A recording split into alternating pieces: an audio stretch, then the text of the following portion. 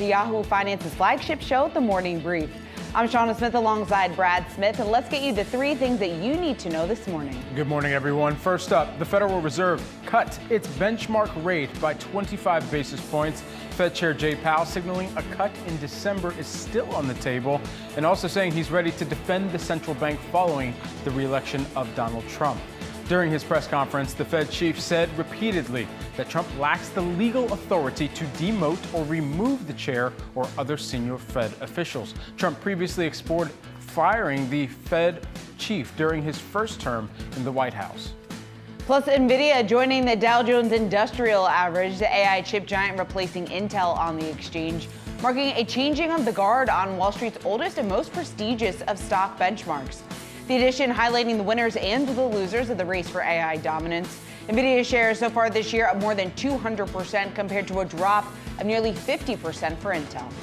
And taking a look at earnings movers, Airbnb shares sinking today after initially surging post results. Analysts flagging the impact of its investments on margins here.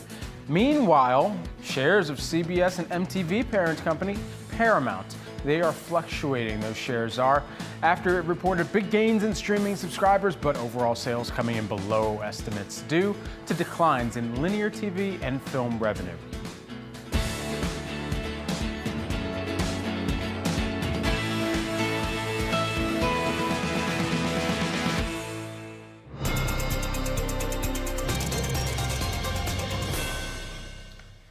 The Federal Reserve cutting interest rates by 25 basis points at its November meeting this week. The central bank saying that it continues to see risks to achieving its employment and inflation goals as, quote, roughly in balance, leaving a cut in December on the table. Joining us now for more, we want to bring in the former Federal Reserve Bank of Richmond president, Jeffrey Lacker, who now serves as a senior affiliated scholar with the Mercatus Center. It's great to have you here, Mr. Lacker. Thanks so much for taking the time. I guess just first your reaction to some of the commentary that we got from Powell yesterday. He still said it was still too early to declare victory on inflation, but was encouraged by some of the improvement that had been made. And he did say that the bank is not in a hurry to find neutral. Did a lot of those comments make sense to you?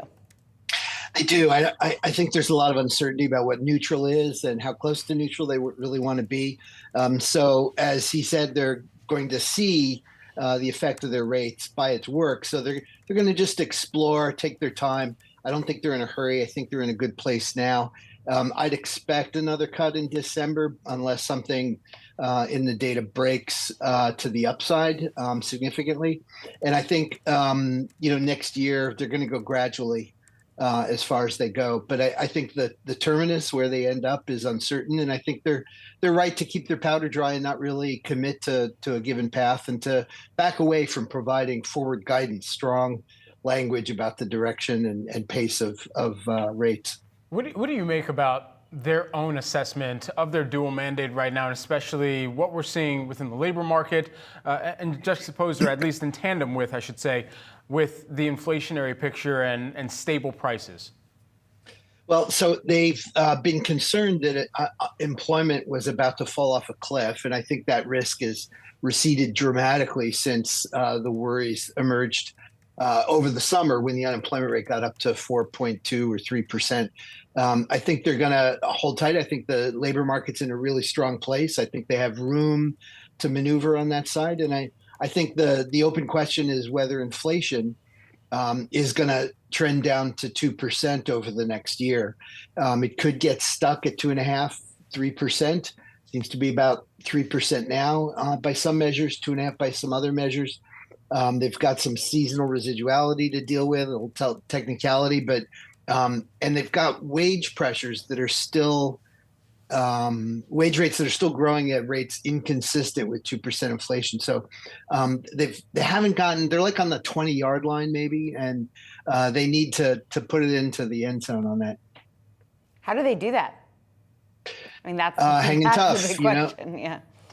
They got to hang tough, and they got to keep rates a little higher than they otherwise would. I think their sense of neutral is 3.5% to 4%. Mm-hmm. So they'd want to stay high of that, or I'm sorry, 2.5% to 3%. I think they'd want to stay above that. I think there's a case to be made that the neutral rate could be as high as 3.5 or 4. So they're going to, I think, creep down gradually out of exactly that concern. Looming over all of this is the fiscal situation, which poses a dramatic upside risk to inflation. They're going to have to cope with that. And how do you think the Fed is thinking about that? We had Jason Furman on the program shortly after we got the election results on Wednesday, and Brad asked him about tariffs, and he said that it was a quandary for the Fed, just trying to figure out the inflationary pressures, what exactly that could spell here in terms of complicating the Fed's path forward. I'm curious, how do you think policymakers are thinking about that risk or involving that within their calculations? So they'll definitely take that on board, and the board has and the Federal Reserve banks have crack staff to piece together at a very granular level just what effect tariffs are going to have and how they're going to pass through. Keep in mind that a big tariff, slapping on a big tariff, is a one-time increase in prices. After it passes through, then the inflation rate will settle back down. Of course, as we saw in the election, that's cold comfort to a lot of people who now pay higher prices and haven't had their wages go up. But I think the bigger risk on the fiscal side is just blowout deficits, extending the tax cuts past their expiration, a looming supply of Treasury securities coming the way of financial markets, putting upward pressure on yields. To have the Fed cutting rates at the same time, long-term rates going up, that's traditionally, long-term rates going up is traditionally a sign the Fed should not maybe be as accommodative as it otherwise would be. Tariffs were one part of Trump's campaign talking points going into the election, and now the thought process will shift to what does that look like inactive. But another part was how he would like to have more say in what the Fed is doing. And economist after economist pushes back and tries to maintain the independence of the Fed as well. But this was one of the more newsworthy moments that was brought up within the press conferences as well with Fed Chair Jay Powell yesterday. I want to play a clip and just get your reaction on the other side. Sure. Do you believe the president has the power to fire or demote you, and has the Fed determined the legality of a president demoting at will any of the other governors with leadership positions? Not permitted under the law. Not what? Not permitted under the law. And we should also note as well that Fed Chair Jay Powell was put forward by President-elect Trump in his previous term. So all these things considered, what do you believe the Fed is going to continue to do to insulate itself and really tap into the legality of how they operate, knowing what former and now President-elect Trump has campaigned on? Well, there's two things. There's legality and then there's the politics. The legality first is that Powell's term as chair runs through January 31st, 2026. And he can't be fired before then. I trust their legal staff to know what they're talking about. His term on the Board of Governors goes through 2028, but somebody else rolls off the Board of Governors in 2026. And if Powell refuses to step off the board in 2026, the new president can install somebody else in that vacant board seat and name them chair. So in a year plus, it's going to be sort of moot whether Trump can fire him or not. Trump will put his own person in there. So that's the legality of it. But the process of FOMC decision making is a delicate one. This is one where many presidents have just refused to comment on it, refused to say what they think rates should do, up or down, deferred to the Fed. Other presidents, Lyndon Johnson, for example, President Trump in his first term, felt free to voice their opinion about how rates should go. Some ideas were floated over the summer about how that process might work under the Trump White House, what they'd like to install. They'd like to have the chair come over to the White House before the meeting and hear the president's views about how interest rates should go. That would be a radical idea. That would have a chilling effect. I think markets would react badly. I think that the president would find that for the market's confidence in economic policy making, it's better if he left the Fed alone. Are you confident that that's going to happen? I think that's where we'll get. And, ultimately the political game is in the Senate where, bankers, Wall Street have a substantial interest.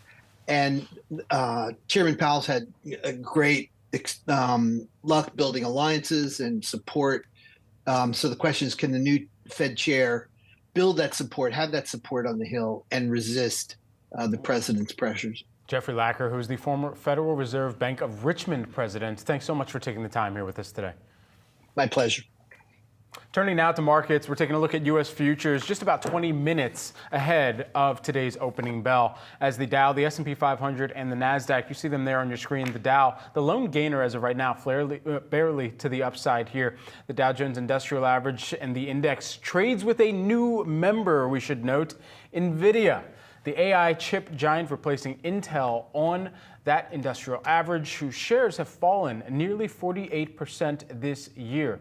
That company has been a member of the gauge since 1999. Joining us to discuss what this means for the major average, we've got Callie Cox, who's Ritholtz Wealth Management Chief Market Strategist. Callie, great to see you. Good to have you on here this morning. So the significance of this replacement for Nvidia largely, and then, Sherwin-Williams, I imagine that they're throwing a little bit of a cake party at their offices today, too. Right. And, a lot of us on Wall Street talk about the S&P 500 and the NASDAQ, but really most of America knows the Dow. So a lot of America is going to be introduced, or at least have to get a little bit more familiar with Nvidia and, all of what Nvidia means in this AI story. Brad, I think the most interesting thing to me is that the Dow, I'm not sure most people know this, but it's not market cap weighted. So Nvidia is a huge, huge stock by market cap. But if you look at its share price, it's still around 150 or so. So it's not going to have as big of an impact on the Dow as it is on the S&P 500 and the NASDAQ. And I think that's going to throw a lot of people off. You're going to see some interesting gaps between the Dow and the S&P 500 on days when Nvidia is maybe rising a lot or falling a lot. So from a nerd's point of view, I think that's really interesting, but that's going to matriculate itself into, how America really sees markets and how they respond to some of the biggest, stories in the world right now.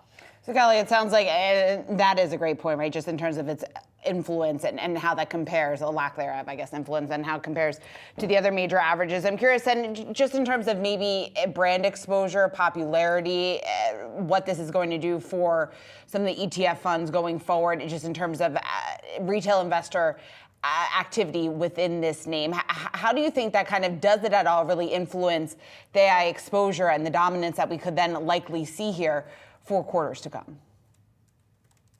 I think that's an interesting point, Shauna. And my first thought goes to the fact that not many ETFs are based off of the Dow. Not many managers are benchmarking to the Dow anymore. Everybody knows the Dow, but in reality, the Dow is becoming less and less relevant on Wall Street. So I think that that's less of an impact that we'll see. I really just think it's a brand thing for Nvidia. Nvidia being able to say that they're part of one of the most storied indexes on Wall Street, even if that storied index is less powerful these days. And so all of these things considered, how will the investor out there that perhaps holds the Dow or plays the indexes most prominently within their portfolio, is there any specific or material change from this point forward and the weighting that we've seen, especially as more tech companies over the past few years are the ones that are really called into favor to get some of and vie for some of those positions within the Dow 30? I think, first of all, I'm going to have a frank conversation with my grandma about what Nvidia is. But seriously, I think it goes back to the gaps that we're going to see, right? Nvidia is a huge market mover. We've seen that over the past 2 years. It likely will be for a while because it is at the forefront of the AI conversation. But you're not going to see those impacts in the Dow. So investors need to be really careful about what they're watching. And look, I don't think many investors, again, are exposed to the Dow in a way. There aren't many ETFs that are, connected to the Dow, that track the Dow, and Wall Street managers aren't benchmarked to the Dow, even though we hear about it a lot. So be careful with the indexes you watch, but I'm not sure that this is going to have much of an effect on how you invest. Or so just a reputation boost here for Nvidia. Callie, while we have you, certainly it was a record-setting week for the markets. We saw a lot of euphoria play out following the victory here for President-elect Trump. I'm curious, just in terms of the degree or the magnitude of the gains that we have seen, is there a biggest risk, or what, in your view, is a risk here for the markets that they should keep in mind under a second Trump term? Well, I want to be clear about this, and it's been so hard to sort through facts, feelings, and emotions this week fact, fiction, and emotions this week, as I'm sure you guys have felt. But the first thing that we're telling our clients right now when they come to us asking us about the election results is that politics are a distraction for your portfolio. Many of the clients we serve are investing for years and decades ahead. And, no matter who's in the Oval Office, the stock market's strongest, most common thread is the economy and earnings. Policy matters. We could see some changes in policy. I think it's way too soon to make guesses on what policy could actually become law and what policy is just a talking point. So we're also reminding our clients of that too. And clearly markets think that every policy that's been thrown out there is in play right now. I don't think that's the case. It never is. But right now, when we're thinking about risks, we think the highest risk we could see is possibly a resurgence in inflation. But clearly, it's too soon to tell. We don't know which party is going to control the House. We don't know how easy it will be to pass policy. So we're telling people to, pump the brakes here, prepare for a little bit of up and down as markets work through this speculation, and to really start watching in January and, maybe most closely when we know which party will control the House. All right, Callie Cox, Ritholtz Wealth Management Chief and Market Strategist. Thanks so much for taking the time to hop on with us this morning. Also, a programming note: for more context and analysis on Nvidia joining the Dow, make sure to catch today's Opening Bid podcast with Yahoo Finance Executive Editor Brian Sazi. Well, coming up next on Morning Brief, we count you down to the opening bell on Wall Street as U.S. stocks head for their biggest week of the year. Plus, we break down Airbnb's results as the rental company falls on concerns investments will hit margins. Does the cybertruck now available to lease? We will bring you those details coming up on Morning Brief.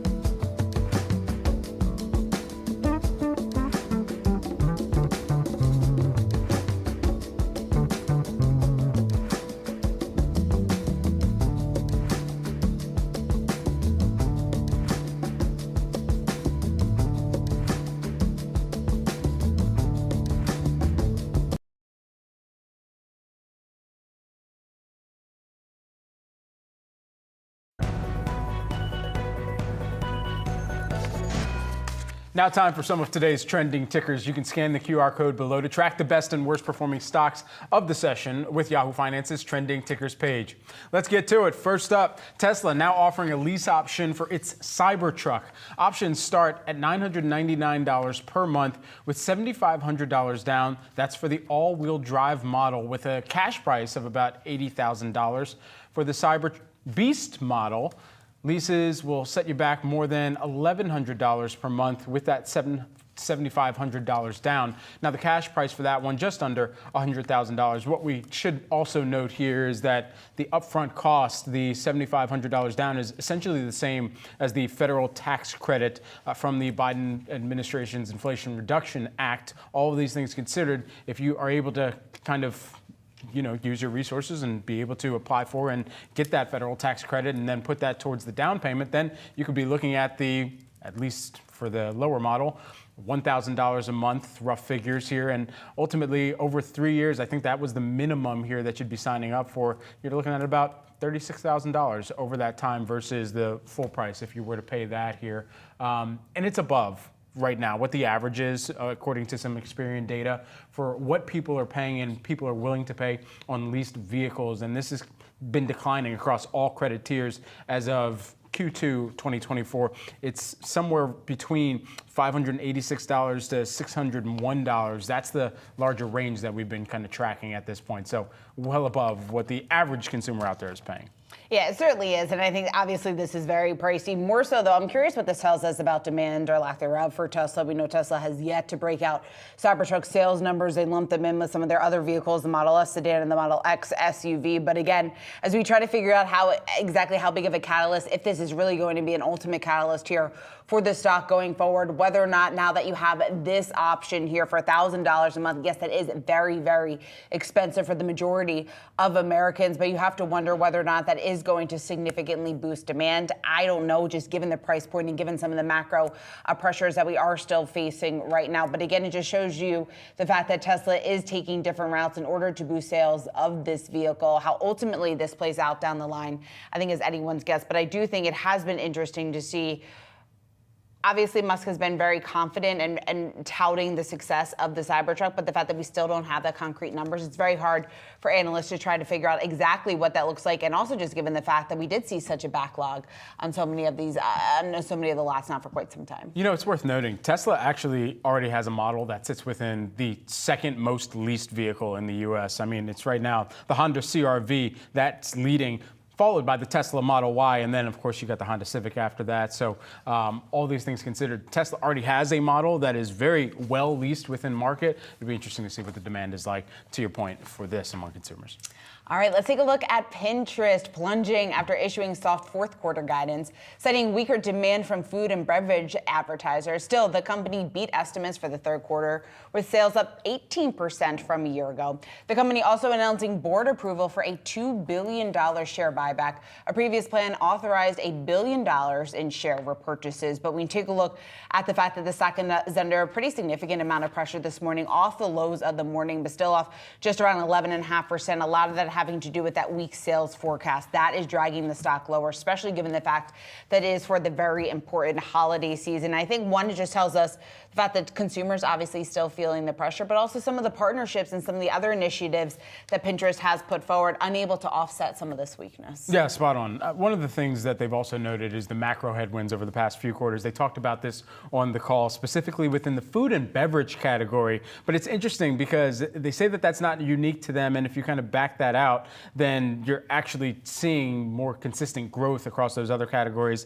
Also, they've got some new initiatives really focusing in on fashion, expanding the availability of some of the shopping features to a broader audience, and the shop the look feature here. So maybe I'll get some new style tips and I'll be able to act on it a little quicker. There we go. Yeah, I need them. Finally here, let's take a look at Airbnb reporting mixed third quarter results here, narrowly beating revenue estimates, but profit falling short of expectations. The company increased marketing expenses in international markets, and that's weighing on results. Still, revenue was up 10%. Experience bookings, that climbed 8% from a year ago. Joining us now, let's bring in Brad Erickson, RBC Capital Markets Internet Equity Analyst. Brad, great to see you. Thanks so much for taking the time here with us. You're actually raising your price target following these results. Tell us why. Yeah, sure. In our case, I think we were sort of under modeling the margin expansion and EBITDA into next year.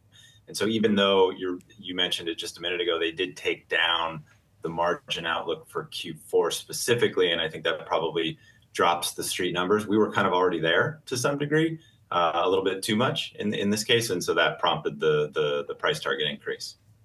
Brad, with that said, though, and this is something that stuck out to me in your note that you just sent over, that you believe that the ramp up of some of these businesses is going to take time. Is that why you are still on the sidelines there with the market perform rating? Yeah, there's kind of two sort of basic things going on. Number one is, this is a marketplace business, right? At some level, they're obviously booking rooms, collecting a commission, and recording that room night as kind of their main metric. That part of the business has slowed down. We're in the single digits. It looks like it's going to accelerate a little bit, but we think probably single digits next year as well in terms of growth for nights. That's the core way that investors assess the growth in a business like this. And so as that's slowing down, this still trades at a premium multiple. Just a very challenging argument to argue for multiple expansion from over 20 times EBITDA. That's kind of the first point. The second point is, you mentioned it, they are rolling out some of these really sort of intriguing, potentially large businesses over the next few years. Property management is kind of the one that's coming right now. They're talking about experiences next year. You're probably going to have a promoted listings business at some point. These are real revenue dollars these could contribute. They also take a while. We don't exactly know how they're going to ramp, and it's not related to that core. So it's hard to ascribe the same premium to the valuation. That's what's kind of been holding us back and continues to.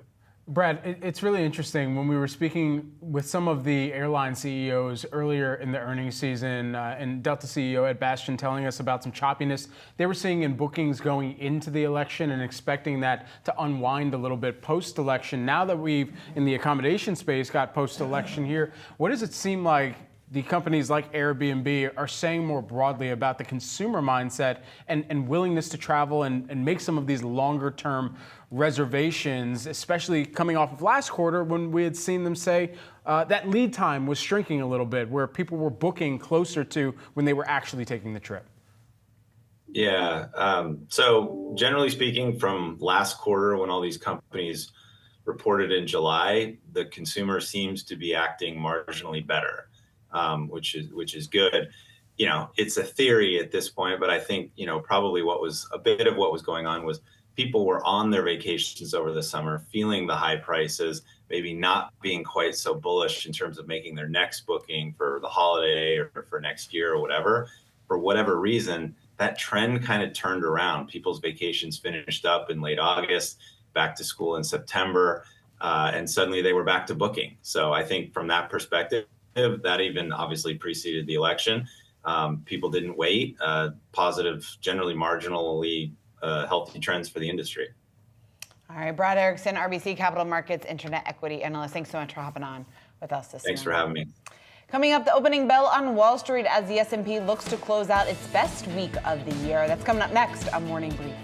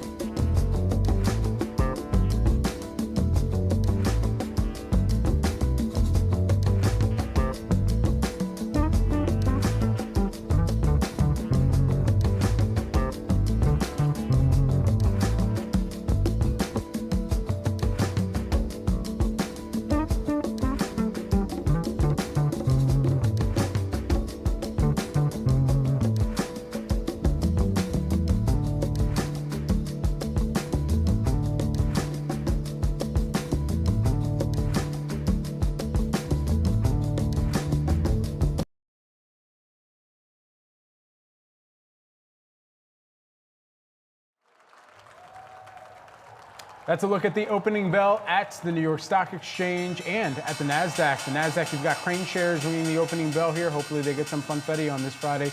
We could use it. And the New York Stock Exchange, you're taking a look at the great folks there on the floor of the exchange. Roberts and Ryan up on the podium ringing the opening bell. Let's take a look at the markets here as we're checking in on the major averages, the Dow, the S&P 500, and the NASDAQ. The Dow right now kicking off the day higher by about 0.4%. We'll round that off to the S&P 500. You're seeing that just after the opening cross, or the opening cross up by about 0.1%. And then the NASDAQ as well. You're seeing that flat, just barely to the downside as of right now, as that's calibrated here. But for a little bit more on the Dow, let's get to Yahoo Finance's Jared Blickery for a look at what's moving here. Something a little bit different this morning. Nvidia and Sherwin-Williams have joined the Dow Jones Industrial Average. Just as the People's Index welcomes Jensen Huang's chip darling, along with a well-known paint company, the Dow is saying goodbye to Intel and Dow Inc., the materials company, staying capped at 30 stocks, same as it's been since 1928. And while the Dow looks to represent industrial America, for decades now, critics have highlighted the lack of tech stocks. Only earlier this year, retail giant Amazon was switched in for Walgreens Boots. This brought the total number of tech-focused companies in the index to 7 for the first time. But the Dow's foray into tech, that started way back in 1979 when IBM joined. And then it was another 18 years before Hewlett-Packard got the nod in 97. And things got really interesting as the dot-com boom hit bubble territory. In October 1999, Microsoft and Intel, they got tapped replacing Goodyear, Tire, and Chevron, in addition to a couple other switch-outs. Now, at the time, investors and pundits were mostly positive on the move. Charles B. Carlson, writing for Dow Theory Forecast, said they've addressed the major criticisms of the Dow, saying that it's too stodgy and not representative of the new economy. Yeah. Well, fans of Nvidia, they should take note that from the day Intel was chosen in 1999 to its peak in August 2000, it rallied 110% in less than a year.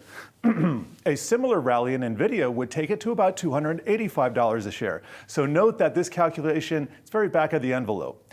And not to pick on Intel too much, but it's a great example of how difficult it is to pick winners and losers amid an ongoing mania. That new economy back in '99, it was about to hit a brick wall. When the dot-com bubble bust, Intel crashed 80% back to earth. Then over the next 2 decades, it slowly rallied up to its prior highs, only to sputter and fall once again. It's still down 25% from that Dow announcement date way back in '99.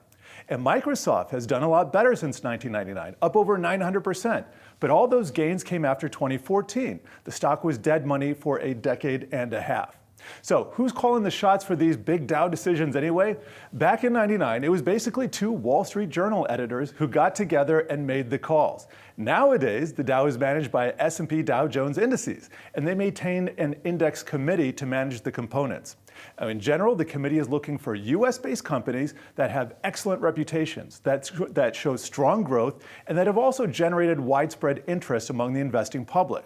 They want the composition of the index to reflect industrial America, so sector allocation is key. And finally, the stock price is also a consideration, and here's where the controversy comes in.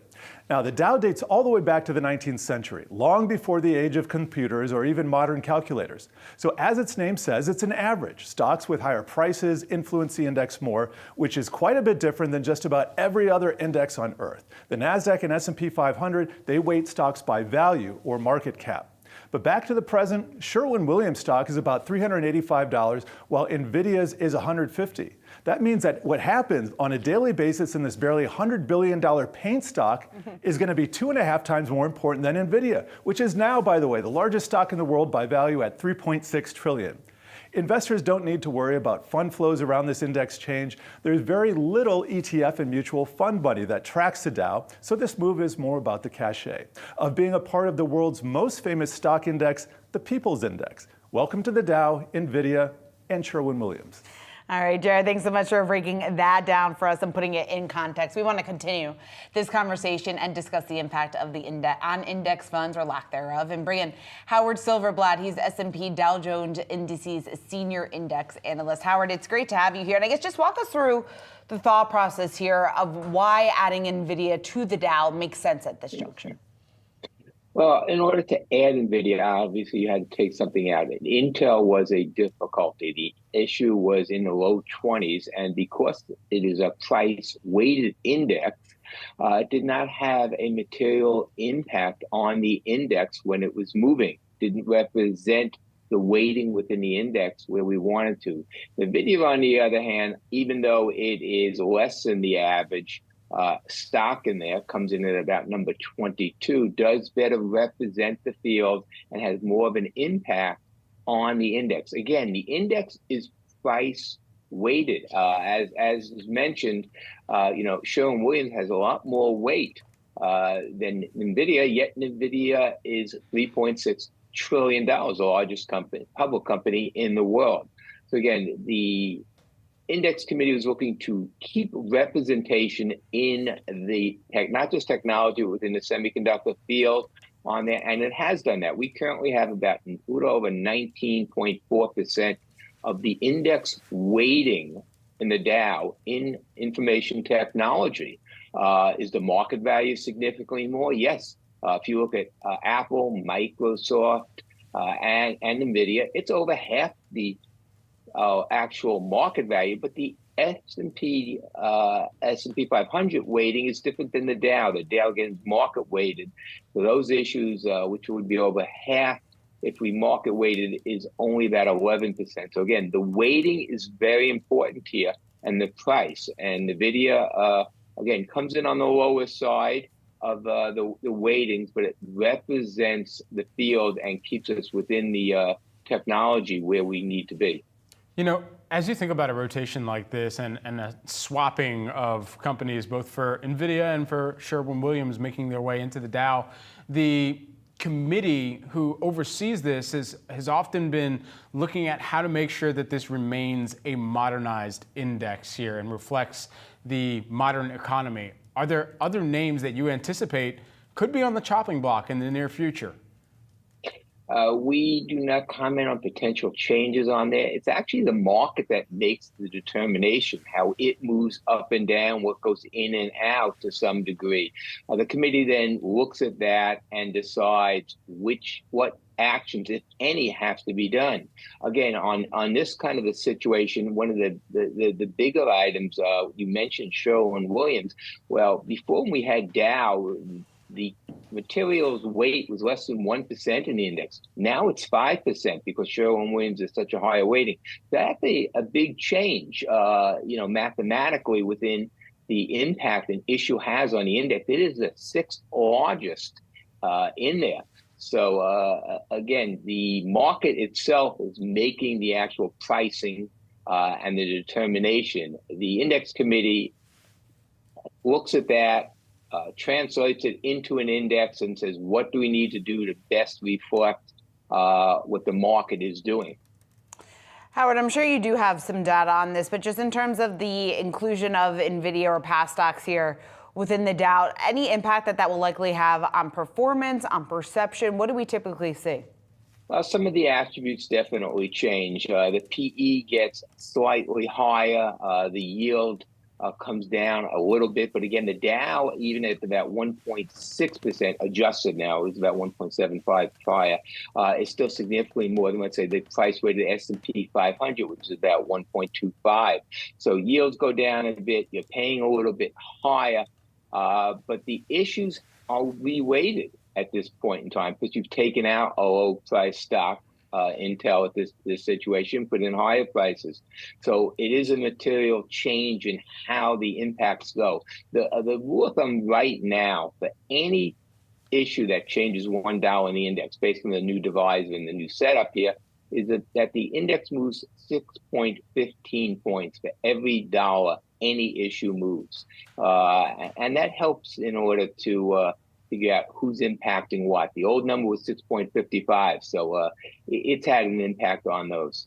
Howard, just lastly, while we have you, we've been able to talk buybacks in the past as well, and as we think about the delta between buybacks in 2017 to 2018, after the initial Tax Cuts and Jobs Act was put into law by then President Trump, and now thinking about the roll-off, but the extension that we're expecting as well in 2025. How might you expect that or anticipate that to also flow into even more corporate buybacks that may come forward and that the market is trying to wrap its minds around?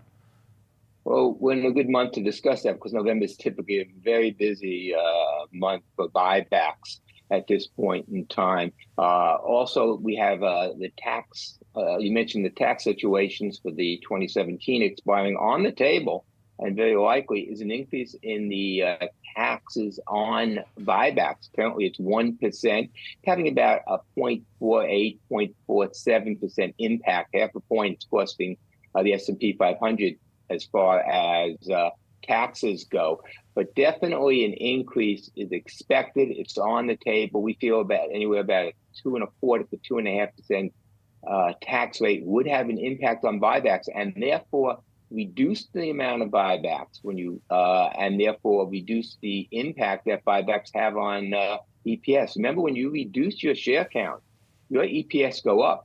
Your PE goes down. It's more attractive. You technically own more of that stock, and it supports the stock. So buybacks definitely contribute to the market support, and they definitely will go into a headwind because of the potential tax increase at this point in time. Howard Silverblatt, who's the S&P Dow Jones Indices Senior Index Analyst. Howard, always a pleasure to get some of your time and insights. Thanks so much. Thank you. Goldman Sachs is out with its list of new partners at the firm, opening the doors to its prestigious club a bit wider this year with its biggest class since 2010. The firm adding 95 executives to its partnership. That is the biggest class under David Solomon's tenure as CEO. The promotions topped the previous high of the Solomon era set in 2022, when 80 employees made the cut. Among the makeup of the group, female executives accounting for 26 of the additions, the largest number of women it's ever added. Still, that just represents 27% of the new class, down slightly from what we saw in 2022. Of the new partners, 4% were Black executives, also down from 2 years ago when they represented 9%. Hispanic executives accounting for 6%, the largest ever by number and proportion. The most executives Goldman has ever added to its top ranks was in 2006, when 115 people were made partner. A little more than 400 executives, less than 1% of Goldman's workforce, are now part of this group. Coming up, everyone, we're taking a look at the results from Paramount Global earnings. Stay tuned.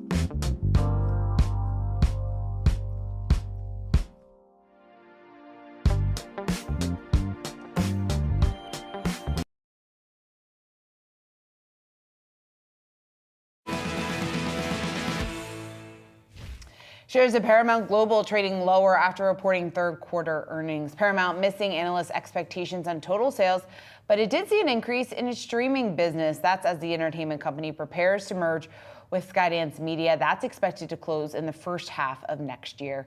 Here to discuss what these results mean here for investors and what's next for Paramount, we want to bring in Geetha Ranganathan, Bloomberg Intelligence senior media analyst. Geetha, it's great to have you back here on Yahoo Finance. So walk us through this quarter. Even though we did see some improvement to Paramount Plus, to the subscriber numbers, doesn't seem to be enough for the street here this morning.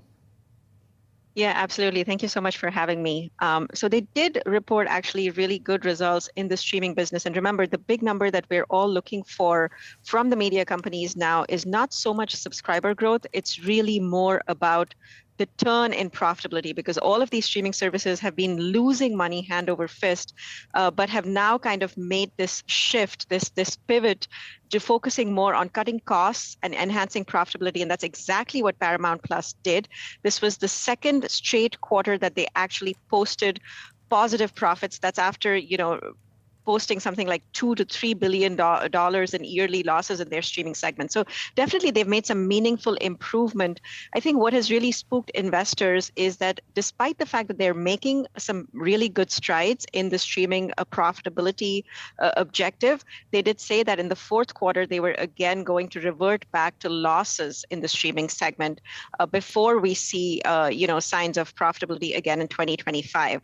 And I think what the street was expecting was that just with those two quarters of profit, I think they were maybe expecting that they would pull forward their profitability expectations, but they did not do that. And I think that's what's causing a little bit of disappointment. So they're not then, from your estimation, signaling that profitability that they've been able to post for 2 quarters is sustainable long term.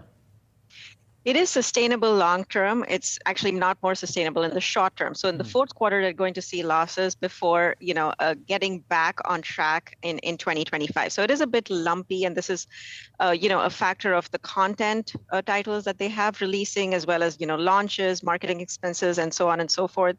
Again, profitability has been the key focus. Remember that all of these companies, including Paramount, are losing money when it comes to their traditional TV business. And so it's really important for them to kind of show that they can make profits with this transition to the direct-to-consumer or the streaming segment. Geetha, what do you see as the landscape, the environment here for names like Paramount, for the streaming space under a second Trump administration? I think what's, what we can expect to see is definitely more consolidation. And if there's any sector that is in need of consolidation, it really is the media sector. Because as you very well know, there are just so many headwinds right now that are affecting the sector, especially as consumers move, they just, are migrating in droves away from the linear TV model to the streaming model. And of course, the big beneficiary there is Netflix. Everybody else is kind of playing catch up. And so you have all of these other subscale streaming services that have to compete against this behemoth, which has almost 300 million subscribers. And in that world, you definitely need streaming joint ventures, you need partnerships. And obviously, a Republican administration under Donald Trump, I think, is definitely viewed as a little bit more merger friendly. And that bodes well, I think, generally for the beleaguered media space, old media space. With Netflix as the North Star for some of the margins and the profitability that they've been able to showcase, and other streaming entities and companies saying, hey, we want that too, and we want to get to that level, it seems like, to your point, even if we don't see outright consolidation, we're bound to see bundles. Who are the most likely fellows to perhaps all join forces together in order to get to some of the same type of operating metrics that Netflix is seeing? That's an excellent question. And you raise a really, really important point. This is really the next big step that we're seeing in the media space, right? All of these other subscale or rather smaller streaming services kind of band together to kind of get that super aggregator service. We've already seen Disney and Max kind of come out with one bundle. They're both, Warner Brothers Discovery reported yesterday, they said, Max is doing really well. They reported over 7 million subscriber gains, which is really good. But ultimately what you want to see is, services like a Peacock from NBC, like a Paramount Plus, like a Max, all of these kind of come together. And obviously, I think the wheels are already in motion for that. We actually just saw Comcast very recently say that they are considering a split of their, TV cable networks division, and they're also looking into streaming partnerships for Peacock. So, to your point, everybody is already thinking about this and is, kind of exploring different options and alternatives. All right, I'll be keeping that in mind while I'm streaming this weekend. Geetha Ranganathan, who is the Bloomberg Intelligence Senior Media Analyst. Great to speak with you. Great to see you again. Thank you. Coming up, everyone, Stocks in 30 will break down the latest news on Icahn Enterprises, Sony, and Bank of America. Stay tuned.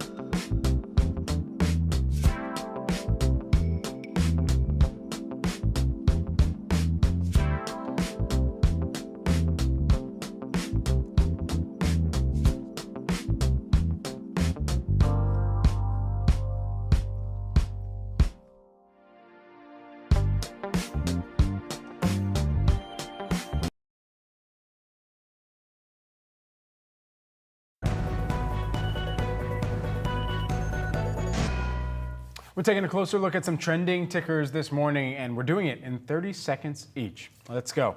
First up, we've got Icahn Enterprises. They're planning to boost its stake in refining company CVR Energy by more than 20%. This is according to a Wall Street Journal report, and this would put Icahn's ownership of shares at more than 80%. Shares of Icahn Enterprises moving lower by about 7.5% right now. What they are essentially looking at here within this, and Icahn actually put out a press release as well, saying rarely have they seen a stock market with such extreme valuation, some company trading at unjustifiable premiums. These undervalued situations have created great opportunities for activists, and CVR, one of those plays. All right, let's take a look at Sony out with its second quarter results, raising its full year sales guidance and posting an operating profit that handedly beat expectations, around $2.9 billion. That was versus $2.2 billion that was expected. The tech company is seeing a big sales boost from its game and network services division. When you take a look at this, Sony also saying it sold 3.8 million PlayStation 5 units in the September quarter. That, though, was actually down 22% from just about a year ago. Earlier this week, Sony did launch its upgrade upgraded PlayStation 5 Pro console, so we'll see what that is going to have an impact here on sales. Indeed. All right, good news for the gamers there. And finally, let's take a look at Bank of America getting an upgrade to buy from neutral at Citi, setting a price target of $54. That's up from $46. The analyst citing B of A's attractive valuation relative to other banks, JPM, and sees the firm benefiting from less regulation under a Trump administration. The quote on that specifically, Bank of America, a low-risk firm, could benefit from lighter regulatory environment, expecting room to run with a proposal rewrite on B3, potentially driving returns above their normalized assumption of 15%. All right, well, that does it for Morning Brief. Keep it right here. Much more coming up on Catalyst next.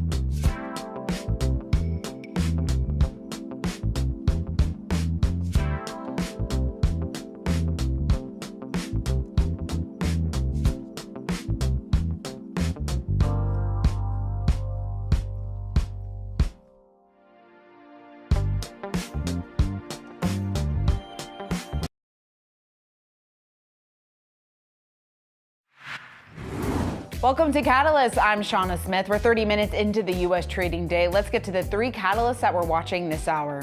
First up, Fed Chair Jay Powell saying that he will not step down from his role if asked to by President-elect Donald Trump. We discuss the state of Fed independence ahead.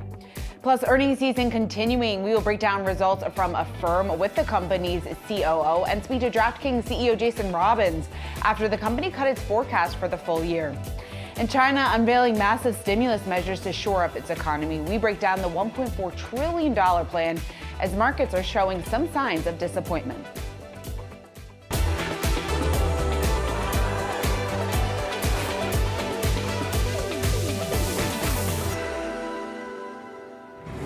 Treasury yields pulling back just a bit after the Federal Reserve cut rates by 25 basis points on Thursday. Yields poised to hold on to a second day of declines after surging on President-elect Donald Trump's win Wednesday.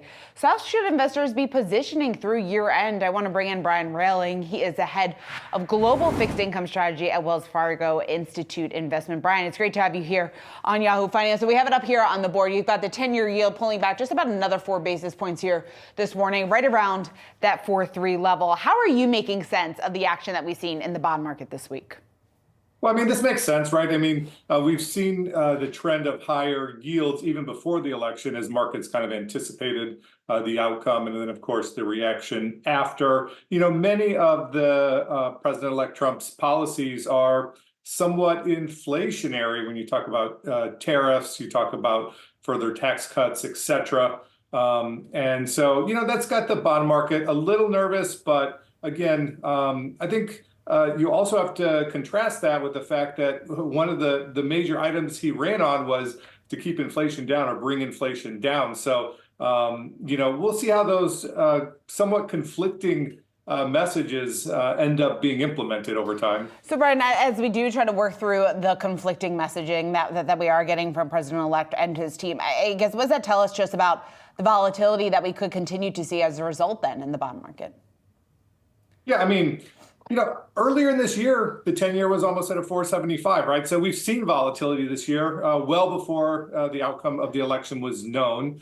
And I do think, you know, we're likely to see that volatility continue, maybe to an even greater extent, as we understand exactly what policies will be put in place and how quickly they might be put in place. There are some things that, you know, the president-elect can do through executive action, such as tariffs, et cetera. But, you know, there are other things that he will need to pass laws through Congress. And, you know, there's going to be pretty narrow margins, especially in the House. So we'll see what can actually end up being implemented as policy. And I think the bond market will react as such. Brian, what's your advice then for how investors can take advantage of this? Yeah, we're taking advantage of the backup in yields, right? So we have an environment where the Fed is lowering short-term rates. So, you know, money markets, cash, you're going to, again, continue to see those income streams decline a bit. Now, our most favorable sector, the sector we like the most, would be intermediate fixed income. I think it makes sense to take a little duration, move out a little bit, take advantage of the yield curve steepening, take advantage of the higher yields. You know, I wouldn't get too far over my skis on long-term fixed income, though, until we have a better idea of exactly, you know, what policies might be put into place and how it could impact inflation and the bond market. And Brian, when we're trying to figure out just how some of these policies could impact inflation, the bond market, and the list goes on, I'm curious what you made of the comments that we got from Powell yesterday, just the fact that he did remain optimistic on some of the improvement that we are seeing in the economy, the fact that he does remain confident that inflation is on this downward trajectory, but leaving the door open just in terms of what the pace of those future rate cuts are going to look like.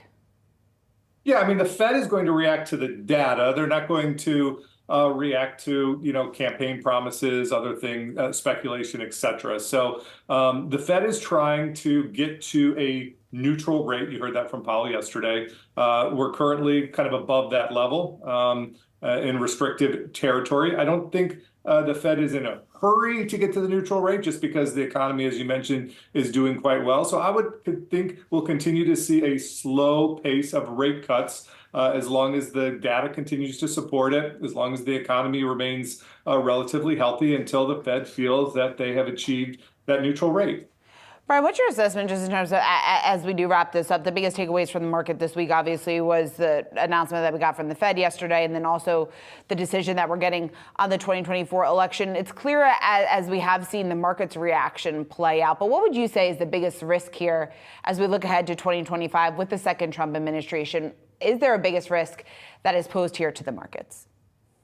You know, I would say the risks at this point, again, much uncertain, but the risks at this point are that the policies that end up being enacted turned out to be, you know, more inflationary than the market had perhaps priced in. Now, I'm not jumping to conclusions. I'm not going to assume that's going to happen. We'll have to see what comes of it. But if I look at kind of the tail risks, That side is probably growing a little bit in concern, more so than the other side, which would be, an economic slowdown / recession that has had the market worried, in the past. I think that's a little less likely now, kind of given some of the policies that might be enacted here in the short term.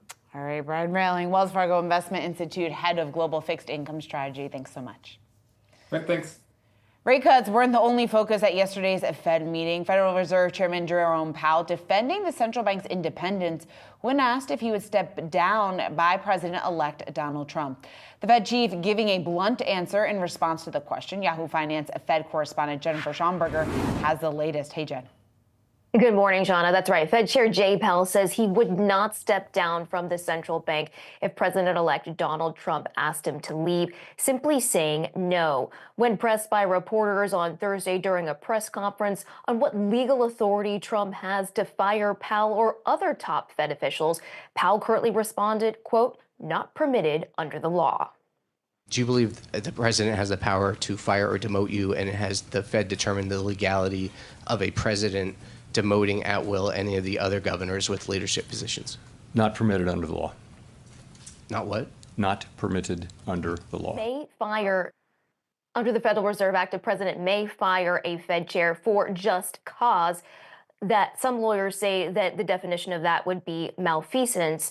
A policy disagreement may not rise to the level of just cause. Now, the president-elect has talked about what he sees as his authority to fire Powell, but also downplayed the notion this summer, saying especially if he thought Powell was doing the right thing. One thing's for sure, Trump has been clear that no third term will be in the offing for Powell. He said during his campaign that he would like a say in setting interest rates and that Powell has gotten it wrong a lot. Trump criticized the Fed for cutting by 50 basis points in September, calling it a political move. Powell said Thursday that the election of Donald Trump will not have any near-term impact on policy decisions. He said that we don't know the timing or substance of those policies and therefore cannot determine the impact, saying, quote, we do not guess, speculate, or assume. Shauna? All right, Jen, thanks so much for breaking that down. I also want to get your thoughts on Fed Governor Michelle Bowman. She will be speaking in just about an hour from now. Lots of focus on what her commentary is going to be, given the fact that she was that lone dissenter on the 50 basis point rate cut going back to the previous meeting in September. What do you think, Jen, we'll likely hear from her today? Yeah, I mean, so Shauna, she's actually scheduled to speak on banking topics, not on monetary policy, but it will be a Q&A. So hopefully we can get some sense of where she stands. Her notion of dissenting last time was because she wanted to move at a more gradual pace. She was concerned that the Fed could project concerns about the outlook for the economy by cutting by 50 instead of 25 back in September. So clearly cutting by 25 yesterday is a more gradual pace, but we will wait to hear from Fed Governor Bowman to hear her take. All right, Jennifer Schomburger, thanks so much. Well, coming up, we're taking a look at today's trending tickers. We have buy now, pay later company Affirm preparing for a strong holiday season. The company's chief operating officer joins me live next on Catalysts.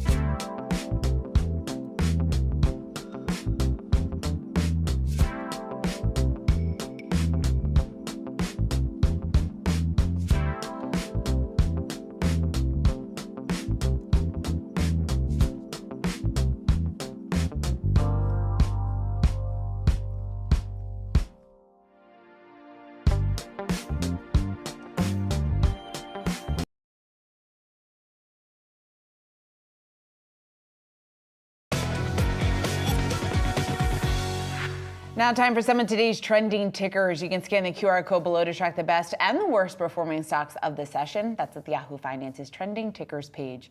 First up, Paramount seeing gains in its streaming business, but taking a bit of a hit from declines in its linear TV business and studio segment.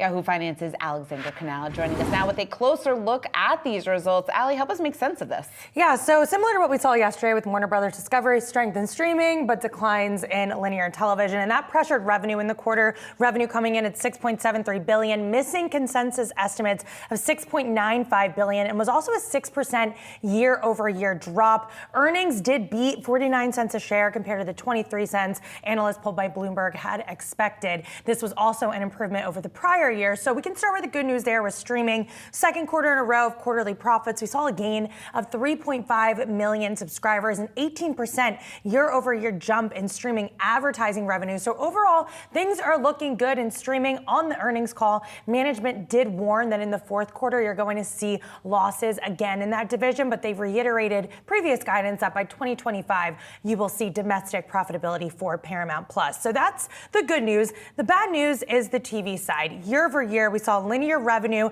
down 6%, linear profits down 19%, linear ad revenue down 2%. So this is just a continuation of the acceleration of cord cutting after the company took a nearly $6 billion write down on the value of its cable business in the second quarter. And in the background of all of this, we have that upcoming merger with Skydance Media expected to close in the first half of 2025. And Shauna, they're really just looking to clean up their balance sheet at this point in preparation of that. But, you know, these legacy media companies with television, with those declines, it's just kind of, influencing top line revenue. And that's why you're seeing shares down today. Yeah, it certainly is. And I'm curious whether or not you think we're going to hear a similar story when we get Disney's results next week. Yeah, I definitely think we are going to. Disney, the big focus is going to be on the parks business, especially as we saw that demand slow down in the second quarter.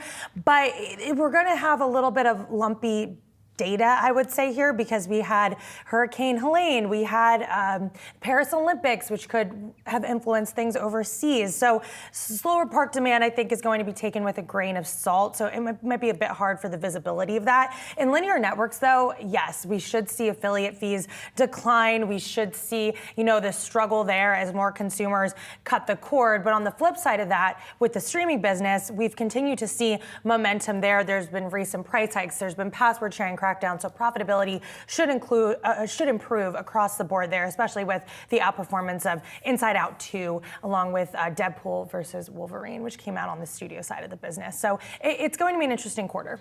It certainly will be an interesting quarter. Ali, I want to get to some breaking news that we're getting out right now. This is on DJT, Trump Media. What are we learning here just in terms of the stock right now? Halted for volatility. We're getting some updates here from Truth Social just in terms of what President-elect Trump plans to do, or not do, I should say, when it comes to shares. So he said this on the Truth Social app, and he said, quote, "I have no intention of selling shares." So that's why we're seeing the stock up about 10%. Now, this is a company that does not trade on fundamentals. We got the latest results from them. They're continuing to bleed money, but we've seen this volatility in shares, kind of huge swings to the upside, huge swings to the downside. We did see shares move higher after Trump won the election against Kamala Harris, but then we saw those gains sort of pair and then losses happen after that. So again, just this lumpy movement in shares across the board here.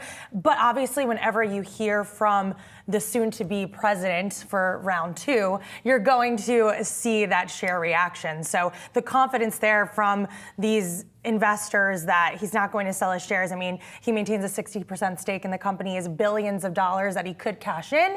He says he's not going to, but the big question mark is, where does this company fall when you think about all the other social media players out there? Certainly. All right, Ali, we'll let you go. You've been all over the DJT beat for us here in recent weeks. I know you will continue to cover that. Ali, thanks so much. Another trending ticker that we're seeing this morning is Affirm, the buy now, pay later provider, beating first quarter expectations. Revenue jumping 41% from a year ago. Still, though, the stock under a bit of pressure here this morning, off just about 8%. We want to bring in Michael Linford. He is Affirm's chief operating officer. Michael, it's great to have you. When you take a look at the numbers at face value, I just mentioned that 41% growth that you're seeing in revenue, 35% growth in volume, yet you are looking at shares under a bit of pressure today. How are you viewing the street's reaction to your results? Yeah, we certainly don't look at how a stock trades in the early hours after we release earnings as an indication of the quality of the quarter. We posted a really great quarter. It's another one in a long string of great execution by the Affirm team. As you mentioned, 41% revenue growth, really an excellent spot to be while we're delivering really good operating leverage at the same time. We posted a significant increase in our operating profit this quarter. And to be able to do both, to be high growth and to be delivering operating leverage at the same time is really impressive. And we're focused on continuing to do what we can to build our great business and to serve our customers and our merchants. Michael, does this pave the way for a strong holiday season? I think so. I think we're really in a great position right now. If you think about the things that we get to do to lean in for the consumers and our merchants, it's when we have strong unit economics, we've got a lot of growth and a lot of operating leverage in the business, which means we get to be really aggressive. It's a really good spot to be for us right now. And I think we get to do everything we can this quarter to help our consumers and merchants. What's your assessment of the consumer, just how much spending power they have at this point? Yeah, the state of the consumer is really consistent with how it's been over the past several quarters. From a credit standpoint, we're seeing outcomes in line with our expectations, which is really important for our business. Our ability to be more confident in how we go out and extend credit is a function of that consistent credit outcome. And we certainly have seen that. And our capital markets partners have seen that. And the other side of it is how active they are in the economy. And we're seeing a very engaged consumer, which is consistent with how we've seen it over the past several quarters. You mentioned the 35% GMV growth for the quarter. Mm-hmm. That's a really healthy clip of growth. And we talk about in our letter, that's somewhere between 4 and 5 times the e-commerce growth rate in the United States. And we think that's an indication that this consumer is both engaged in the economy broadly, but also preferring our payment method. They're choosing to affirm their gifts for Christmas this year, not just go out and engaging in the economy more broadly.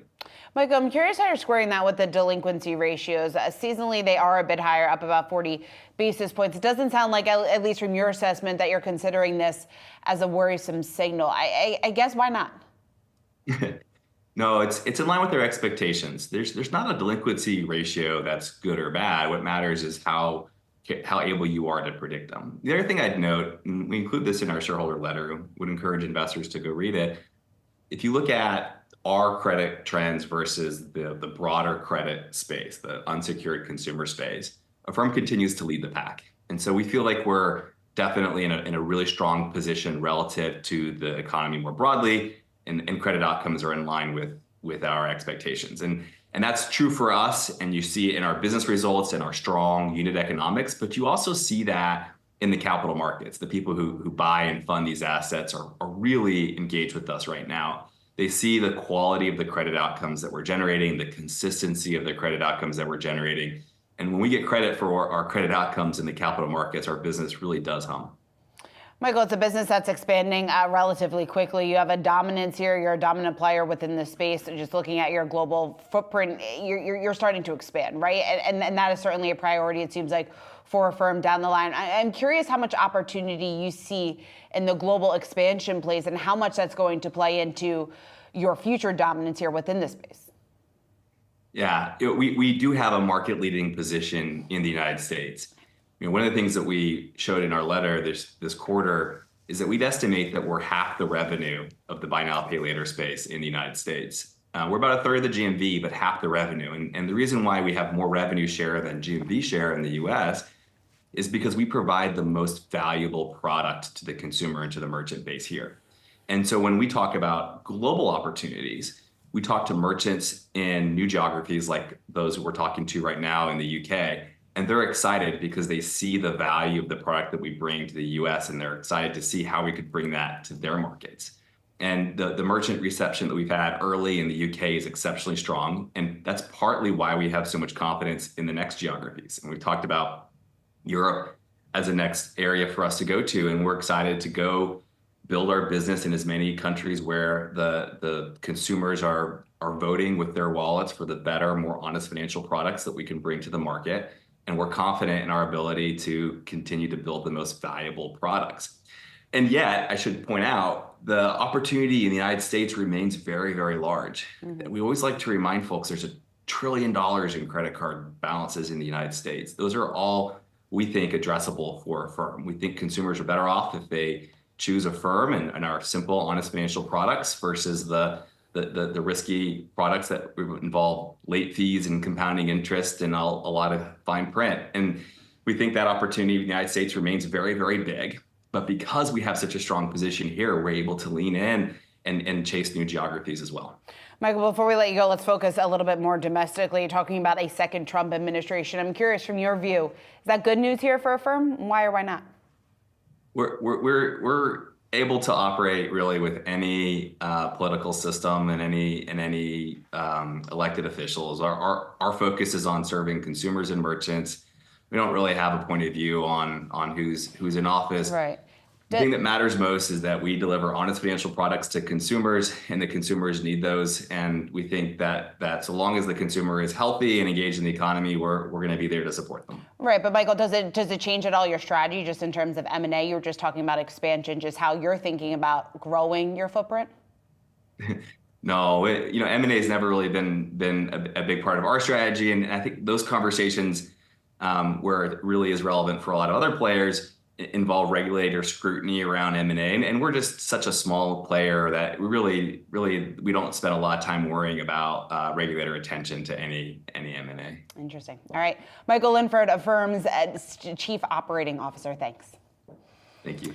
We're taking a look at the electric vehicle makers today. Lucid beating third quarter expectations, reaffirming its annual production forecast, reporting a record number of deliveries. The company also announcing that it's on track to begin production of its Gravity electric SUV this year. It's a different story, though, from Rivian. That company missing third quarter expectations, lowering its full year guidance, citing a production disruption and, quote, challenging consumer backdrop.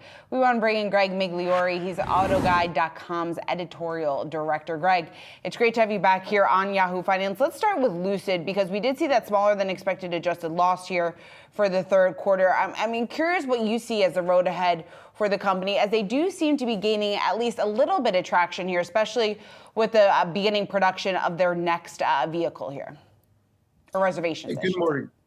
Good morning, Sean. I think Lucid had a decent quarter. I think, they beat expectations. The loss was smaller than expected. And the numbers that really stand out are 9,000 deliveries, which they are on track to do this year. And then, of course, to me, the big one is $5.16 billion in cash on hand. That tells me that they're building their products at the scale they said they were going to do, and that they have the money to continue to do so. Now, really, just sort of like what you said, they're in a bit of a holding pattern until the all-important Gravity, this is their crossover, gets to the market. I think what the Gravity could do is bring just a whole new audience to Lucid, because right now they have these beautiful sedans, but it's still a pretty niche part of the market to compete in. So I think the Gravity could definitely be a game changer for them. Greg, what do you think reception is going to be like for the Gravity? So we saw a preview of it last year at the LA Auto Show, and the design, the interior, people are very excited about it. I think it does a lot of what Lucid does best, which is capture that. It's almost like a mid-century aura of a very timeless design, and then put it in electric underpinnings, which for a lot of people that's interesting, that's tech forward, it's an object of desire. So I think this could again really bring Lucid to, I wouldn't say a household name, but make them much more widely known and understood. Okay, let's take a look at Rivian. We're seeing a bit of pressure here on their share price this morning. They attributed that revenue drop that we talked about to the fact that they did see a bit of a disruption here in production, also a, quote, more challenging consumer environment. I'm curious what you see the road ahead looking like here for Rivian, not only through the remainder of this year, but as you look ahead to 2025. Sure. I mean, it's sort of been a big year for Rivian, actually. With the launch of the R1S and the R1T, they were significantly redesigned. And they also have a very ambitious product line that they think is going to start to hit in the first half of 2026. That's the R2 midsize SUV. Sort of like with Lucid and the Gravity, the R2 is Rivian's play to try to get out there to be a much broader automaker. And the R2 is sort of the linchpin of some other, vehicles that they're going to roll out. There's a kind of a crossover hatch thing, and then an off-road sort of vehicle too. So all these things I think are very exciting. They'll build a buzz about the brand, but they're also waiting until 2026. The earnings were lackluster. They fell short on revenue. They had a larger than expected loss. And the supply chain issue that kind of hurt sales with the R1 lineup, and of course the commercial van, definitely hurt the financial figures as well. Looking beyond the numbers, though, I see this as a year where Rivian is laying the foundation. They have that $5 billion venture with Volkswagen. They're expecting more orders from Amazon for their delivery vans in the fourth quarter. And of course, they've been very good at articulating their vision with these new product plans. Greg, I think the looming question over obviously Rivian and even Lucid and then just expanding it to the broader EV space is what exactly this space is going to look like under a second Trump administration. And do you see, I guess, is Trump likely to reshape some of these longer term objectives or longer term plans for the biggest players within the space? Yeah, that's a great question. And I think it kind of boils down to what his philosophy will be for electric vehicles. I think it's likely Trump will alter or even end the $7,500 tax credit on EVs. And that goes back to 2008 and the Bush administration. I think Trump is also likely to take significant advice from Elon Musk as to the future of EVs. Musk does not like the credit. He said so. And he also appears eager to have a seat at the table, which he had during Trump's campaign. So I think obviously all of this will have a big effect both on Lucid, Rivian, but some of the other larger manufacturers as well. I mean, conceivably, one of their competitors, Elon Musk, will definitely have a seat, in the Oval Office, perhaps. Yeah, it seems like that, especially at least along Musk's line of thinking. I'm curious, real quick, you mentioned the possibility here that we could see an end of the tax credits right now for the EV industry. How big of a hit, how big of a risk should investors be viewing that then for these stocks? I think that's a big concern because when you go back to 2008, October 2008, when it first launched, the idea was just to get new consumers into a new tech and to make it easier for the consumers to afford it and for the automakers at the time to make it at what was a fair price, just because technology development, it's expensive. And this was a way to kind of meet in the middle. I think it could have a bit of a chilling effect if this tax incentive were to go away. I think right now it helps people make the decision to get into EVs. And the EV market share right now is just about 9% of the US market. If we were to get news on that, you might see an end of year run on EVs, and then you could see a little bit of a tapering in the first quarter of 2025. All right, Greg Migliori, AutoGuide.com's editorial director. Thanks so much for joining us. Thank you. Coming up, DraftKings shares ticking higher now. We're looking at a gain of nearly 5%. The company reporting its third quarter results. We've got the company's co-founder and CEO, Jason Robbins, joining us next on Catalyst.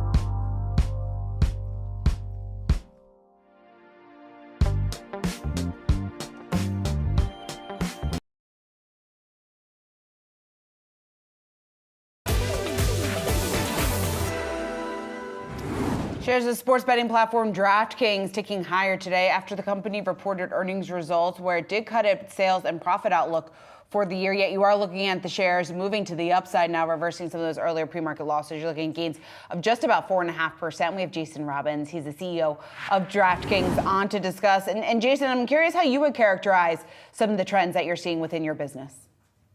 Well, really, we feel incredibly excited about the trends we're seeing. The fundamentals are super strong. We had really strong handle growth, user growth, customer acquisition continues to be really, increasing year over year and at lower CACs. Our gross margins improved 300 bips year over year. Our promotional reinvestment rate improved 300 bips year over year. Had 39% revenue growth in Q3. Really feeling great about the trends of the business. I think 2025 is going to be an even bigger year for us, with us on track to deliver $900 to $1 billion in adjusted EBITDA after only 3 years ago posting a nearly $1 billion adjusted EBITDA loss. So very excited about the trajectory and really, I think the future is going to be even better. Jason, walk us through the cut here to the full year revenue forecast. How should investors then be looking at that? Well, there's some bad sport outcomes at the beginning of October, but that was something known. One thing about the industry is states publish data, some of them weekly. So I think it was kind of known already that there were some really rough outcomes with the favorites winning and such. And that's going to happen in sports betting. It also swings the other way sometimes too. So we'll see. A lot of time left in the quarter. But I think the exciting thing is that next year we're on track to deliver $900 to $1 billion in adjusted EBITDA, and the growth and the fundamentals behind that continue to be really robust. Yeah, and Jason, where do you see that growth coming from when you break it down between iGaming, sports betting, just growing your footprint here in the U.S.? What do you see as the biggest driver there as you talk about some of those growth expectations looking ahead to 2025? Well, I think it's fundamentally driven by user growth. That's really the core. We're way up year over year, and then also our spend per customer and our retention is up year over year. Customer acquisition continues to surprise us. At this point, we thought it would be slowing down in some of the more mature states. It's not. Obviously, a great sign for the ultimate TAM, and I think we're performing really well from a product and technology perspective. In the end, the customer experience is what wins the day. And I think it's going to be, even though customer acquisition is a huge focus now, the long-term game will be won by retention. And I think we're doing a great job on that front. Our product was just ranked #1 across both our sports betting and iGaming. In fact, the #2 ranked iGaming app was Golden Nugget, which is our other brand. So we had the #1 and 2 ranked iGaming apps and the top ranked sports betting app recently. So really feel great about the product trajectory, and we have so many more exciting things planned. Jason, talk to us a little bit more about what exactly you have planned. And when you talk about the consumer acquisition environment right now, what does it, maybe in a little bit more detail, that look like? And more specifically, what does that tell us then about maybe the likely promotional activity that we could see? Well, I think we earlier in the year, had a quarter where we really which is long-term a good thing, but short-term underestimated customer acquisition. And what happens is new customers come in and they always get a new customer welcome offer, a promotion, as you said. So when you have higher than expected customer acquisition, even if you didn't spend more on marketing, you end up with higher promotions and cost in that quarter. So we've been really cautious with how we've been forecasting it going forward. On one hand, we're making sure that we have enough promotional budget so that if we do continue to see really hot customer acquisition, we're not burned. And then on the other hand, we also realize that it could start to level off at some point. So from a revenue perspective, we are not counting on that hot customer acquisition to continue at this level. So I think we're kind of balanced on both sides in how we're dealing with it. But it's really one of the hardest things to predict, because ultimately you're talking about how big is the TAM. And I think there's lots of different ways of estimating it. But a lot of people think the U.S. could be by far, much bigger on a per capita basis than many other countries see around the world. And I think you're seeing that in the fact that the growth is still there. Jason, before we let you go, I got to ask about a second Trump term. We did see you and many of your peers rise as a result, or as we were getting the results from the presidential election. How do you see, or do you see a second Trump term affecting your strategy here going forward? Well, certainly we're keeping an eye on it, and there is some element of federal it plays into what we do. But really, most of what we do is regulated and legalized at the state level. So a lot of what we were watching were the various races in the state houses and governor's races around the country. And, there were a few changes, but not a whole lot, I think. And so Certainly everyone I know, and from a personal interest standpoint, obviously very intently watching the federal side. And of course, like I said, there is some impact there, but really more of our stuff happens at the state level. All right, Jason Robbins, CEO of DraftKings, thanks so much. Thank you. Keep it right here on Yahoo Finance. We've got much more of your market action ahead. You're watching Catalyst.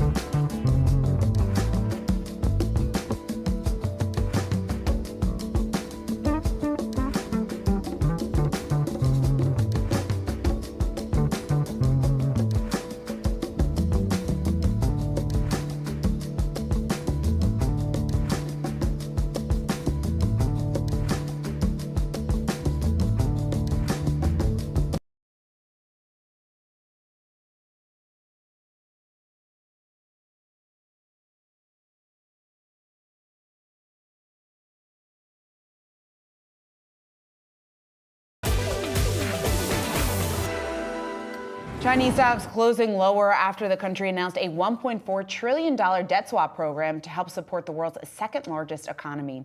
Here with more is our very own Akiko Fujita. Akiko. Yes, Shana, the funds for this program were largely telegraphed last month, but the specifics failed to impress investors who held out hope for additional public spending. Chinese stocks all closed lower on Friday. There is a renewed sense of urgency to stimulate the world's second largest economy, especially in light of Donald Trump's election win on Tuesday. The president, of course, has proposed to slap 60% of tariffs on all Chinese imports coming into the U.S. And when you consider that exports of Chinese goods and services account for roughly 20% of China's GDP, that change in policy in Washington could have major implications for Beijing. The program announced Friday specifically targets ballooning government debt at the local level. China's finance minister has said that debt totals $2 trillion, but economists say the real number is likely 4 to 5 times that. Debt swaps announced today don't do anything to pay down those debts. It just pushes the maturity dates further.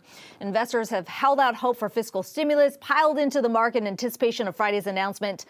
Earlier in the week, analysts at Standard Chartered, Macquarie, and Citi have all said they expect the Trump tariffs to knock at least 2 percentage points off of China's GDP growth. And when you consider the country's already off track to meet its stated 5% target, that would be a significant headwind, to say the least, Shauna. Certainly. All right, Akiko, while we do have you, I want to switch gears just a bit here, talk about we only have 2 months left with President Biden in office. And there was a report out from Bloomberg earlier today that he's reportedly trying to race to complete the final CHIPS Act subsidy deals before President-elect Donald Trump takes office. I guess just in terms of how realistic this is, what can be done over the next 2 months? Yeah, I mean, Bloomberg reporting that the administration is hoping to finalize those details by the end of the year, all those contracts, and then the funding expected to go out next year. But that could be a tall task when you consider how long it has taken for CHIPS Act funding to get out the door. Now, under the 2022 law, the Commerce Department set aside $39 billion in federal grants to revive U.S. manufacturing of semiconductors. 90% of that money has been allocated, but just one of those companies have received the funding, and you see all the dots on the maps there. Those are the projects that are planned. Now, companies have already received the benefits of a 25% tax credit and additional loans. But the Commerce Department has always maintained they plan to have the details in place by the end of this year, with funding expected to get into the hands of these companies in 2025. But there has been added pressure on that timeline because of concerns a new administration may try to stall some of that. Major companies, including Intel, Global Foundries, and Micron, have all planned for an expansion of their foundry business with the expectation of having that federal money in hand. Any changes to that timeline would certainly have an impact on their ambitions. Now, Republicans, including House Speaker Mike Johnson, have already called for a review of the implementation process, specifically around some of the environmental reviews that are required for some of these factories to be expanded. Something President Biden has already made changes to. With all of that said, nobody expects a wholesale change in the law, given that this was something that was passed with bipartisan support, both Republicans and Democrats saying, yes, we need to build more here to really counter China's growing influence in the space. All right, we will see how it plays out. Akiko, thanks so much. I want to stick with the latest out of Washington. President-elect Donald Trump naming Republican political advisor Susie Wiles his chief of staff. Our very own Ben Werschel has a closer look at this appointment. Ben.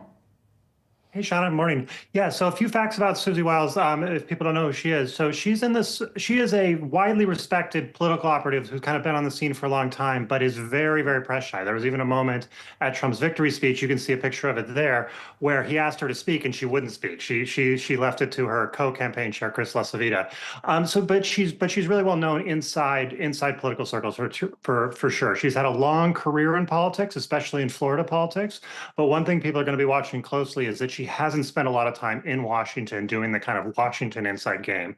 So that's an important element of this appointment for sure. But the most important is that she's seen as very, very loyal to Trump. She survived as his co-campaign chair this entire year, which is not what happened in 2016.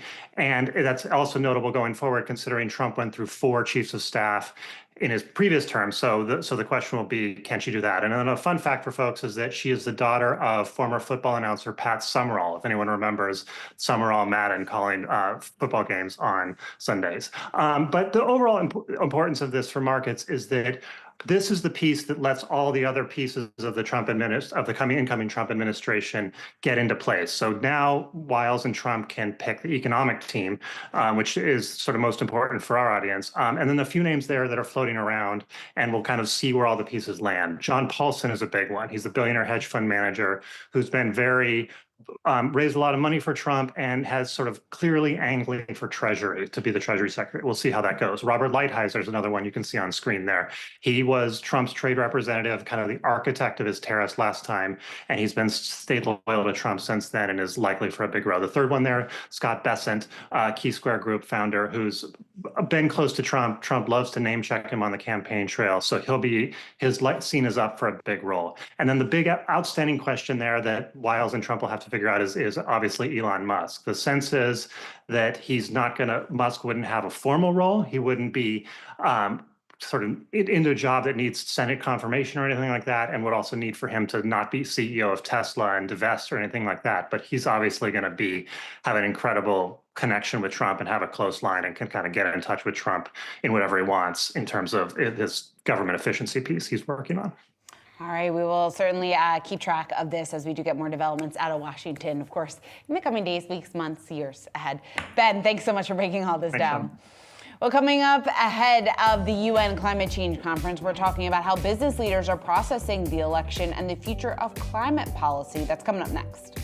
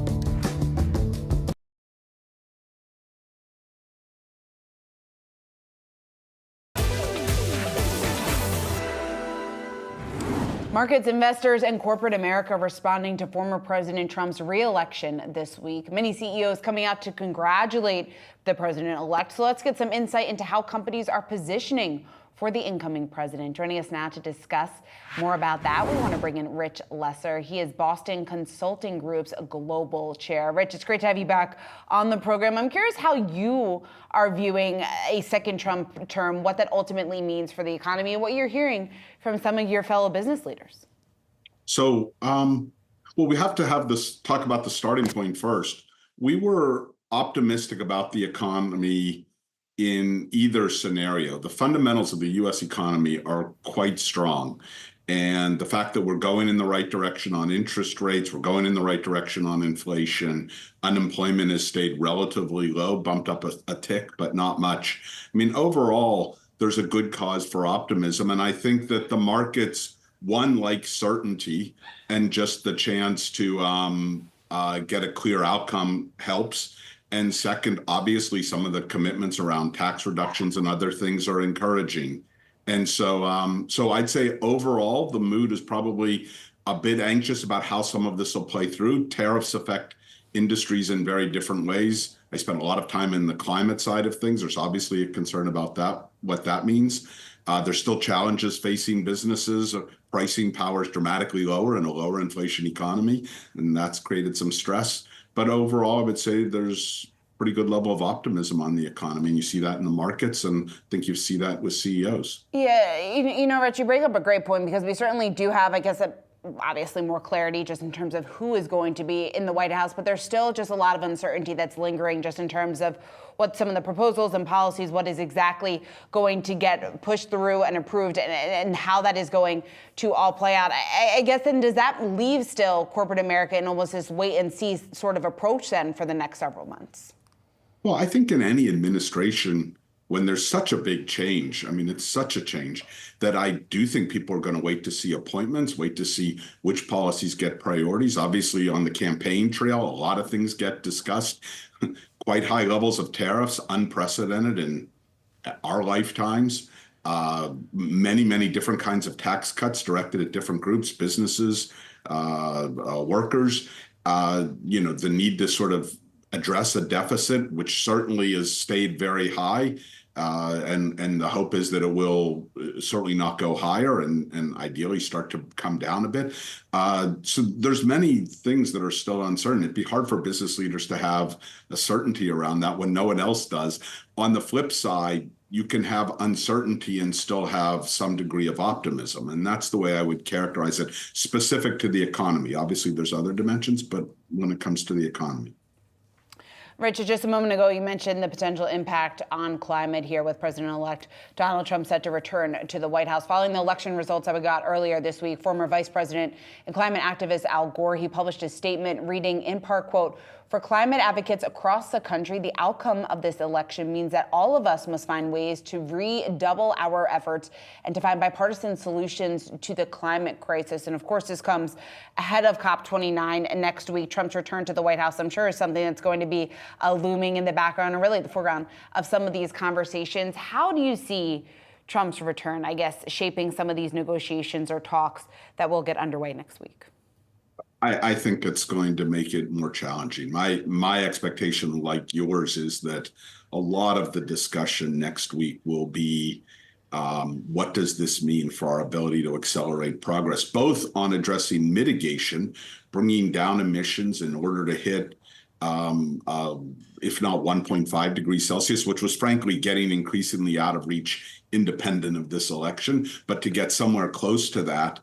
And addressing the challenges of a warming world and how it's affecting lower and middle income countries and populations, and the need for more finance to address both mitigation and adaptation. That was supposed to be the focus of this COP. I think there'll be a genuine level of skepticism that the U.S. really will want to step up in the ways that the rest of the world or many other parts of the world were hoping in terms of climate finance. And so what is that? Where does that leave us? Where does it leave us to help people who are going to struggle? And frankly, where does this leave us to be able to bring down emissions to lower levels than our current trajectory. That's going to be, I think, on many people's minds. What do you think the level of engagement positions here from the U.S., just in terms of the U.S.'s participation in these types of conversations, how that is going to look over the next 4 years? I'm hesitant to make a projection. Obviously, on the campaign trail, the president spoke about, stepping away from the Paris Climate Accords and really backing off on an attention and a focus on climate. On the flip side, if you look at where IRA money is actually flowing, 70%, give or take, is flowing to either red congressional districts or red states, and it's helping us to be competitive in a world economy. If there's one thing that the incoming President-elect Trump has discussed, it's U.S. competitiveness and wanting us to be the most competitive economy in the world. And in a world where temperatures are rising and most of the world is still focused on decarbonizing the economy, leading in those technologies will be a fundamental driver of competitiveness. And so I think there's a hope that the investments that will help make us both a greener economy, but just flat out a more competitive economy in one way or another will be reshaped, but preserved. But everyone's waiting to see. We certainly are. All right, Rich Lesser, thanks so much for taking the time. We'll speak to you soon. Sure. It's a pleasure. That does it for us on Catalyst. I'll see you next week.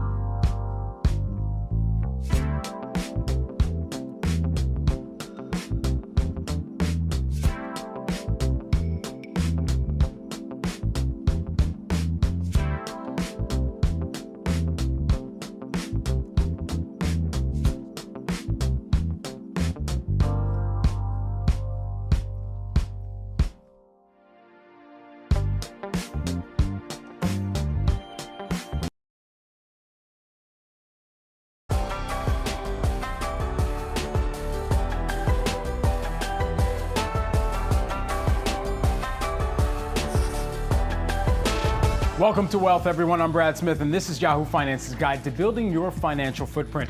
Our community of experts will give you the resources, the tools, the tips, and the tricks that you need to grow your money. Hey, on today's show, we're talking to one portfolio manager about the major market themes that he's watching after the Trump election victory at the ballot box and retirement strategies to consider as former President Trump gets ready to take back the White House. Plus, housing affordability. We'll talk about the state of the market and what that could look like in 2025 under any new initiatives from the president-elect. And a quick programming note, we're airing the second installment of our 4-part series exploring the challenges of succeeding in the small business arena. Yahoo Finance sat down with a vegan restaurant couple looking to go national. Don't miss that story right here, 11:35 a.m. Eastern Time. We got a lot to get to, but first, let's take a look at some of the market action. We're 90 minutes into the trading day, and we're taking a look at a mixed picture right now. The Dow and the S&P 500 higher, but the Nasdaq fractionally lower right now. For more on the latest post-election moves and how that could impact your portfolio, let's bring in George Cipollini, who is the Penn Mutual Asset Management Portfolio Manager here. George, great to have you here with us this morning. There's been a lot to digest from election, from the Fed's decision yesterday, and of course, earnings season is still going on here. And so as we begin to get more clarity on both the direction of the Fed and the markets try to price in exactly what we may see in 2025 once there's a changing of the guards in Washington, D.C., how are you looking across your portfolio and perhaps repositioning, if at all, anywhere?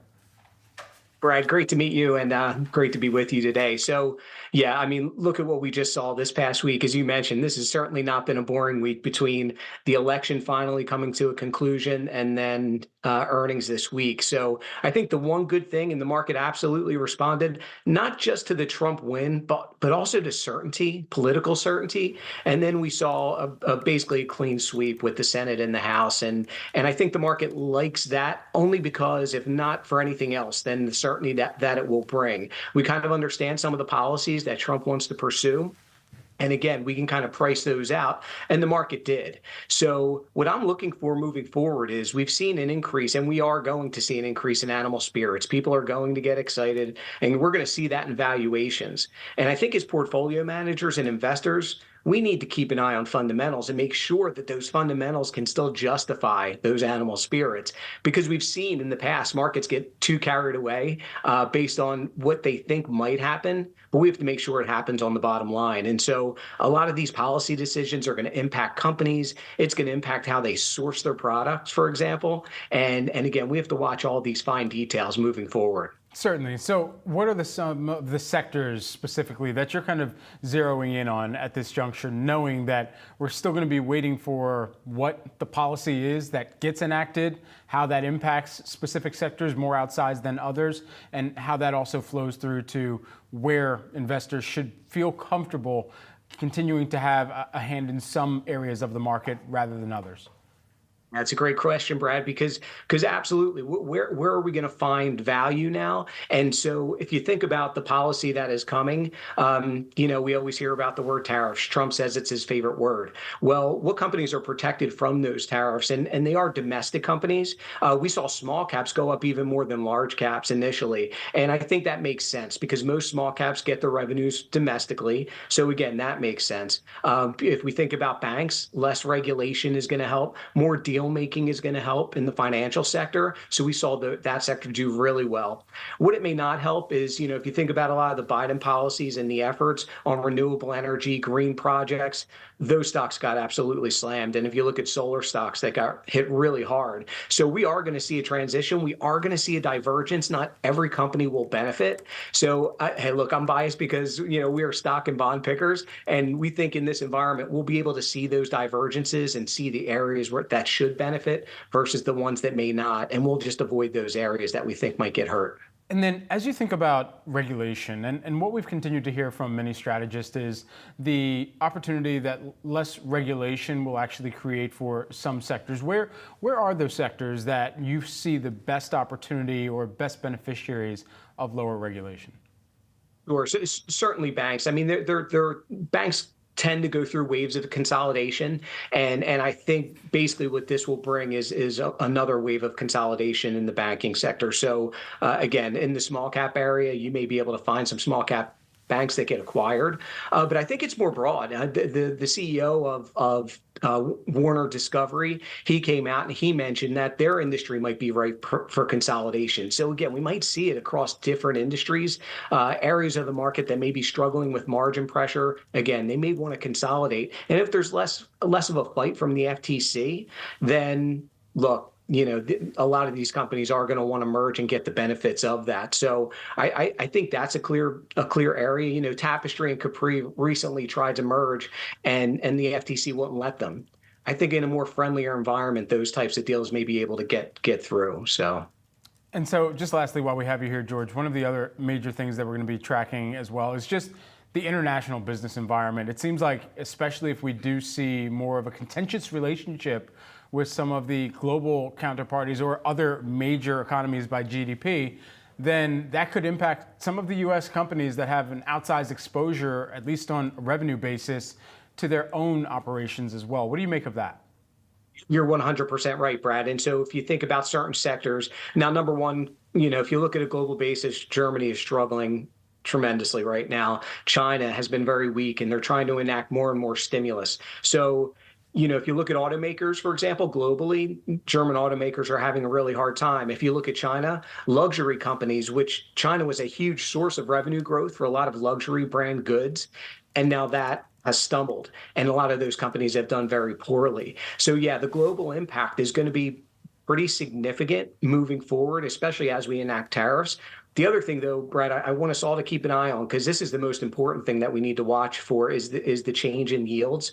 And so back when Trump, during his first term, was around, he was able to beat Powell up pretty good about cutting rates, but he didn't have inflation to worry about that time. Now we do. So again, I think ultimately, and a lot of people in the media yesterday were trying to make it a Trump versus Powell fight, but I think it's not even that. I think it's really going to be, basically Trump policy versus inflation at this point moving forward. So again, keep an eye on the bond market, watch yields. If we get close to the 5% level in the 10-year, that should be concerning. But outside of that, again, the tariff and policy and the impact is going to have to be handled company by company, and they're going to have to make some tough decisions. Yeah, and Powell is the person that he put into that role back in the first Trump administration years ago. George, thanks so much for taking the time here with us today. George Cipollini, who is the Penn Mutual Asset Management Portfolio Manager. Great to see you, and good to see Rocky in the background of your shot. He's there. It's my guy. Thanks, Brad. There you go. Thanks.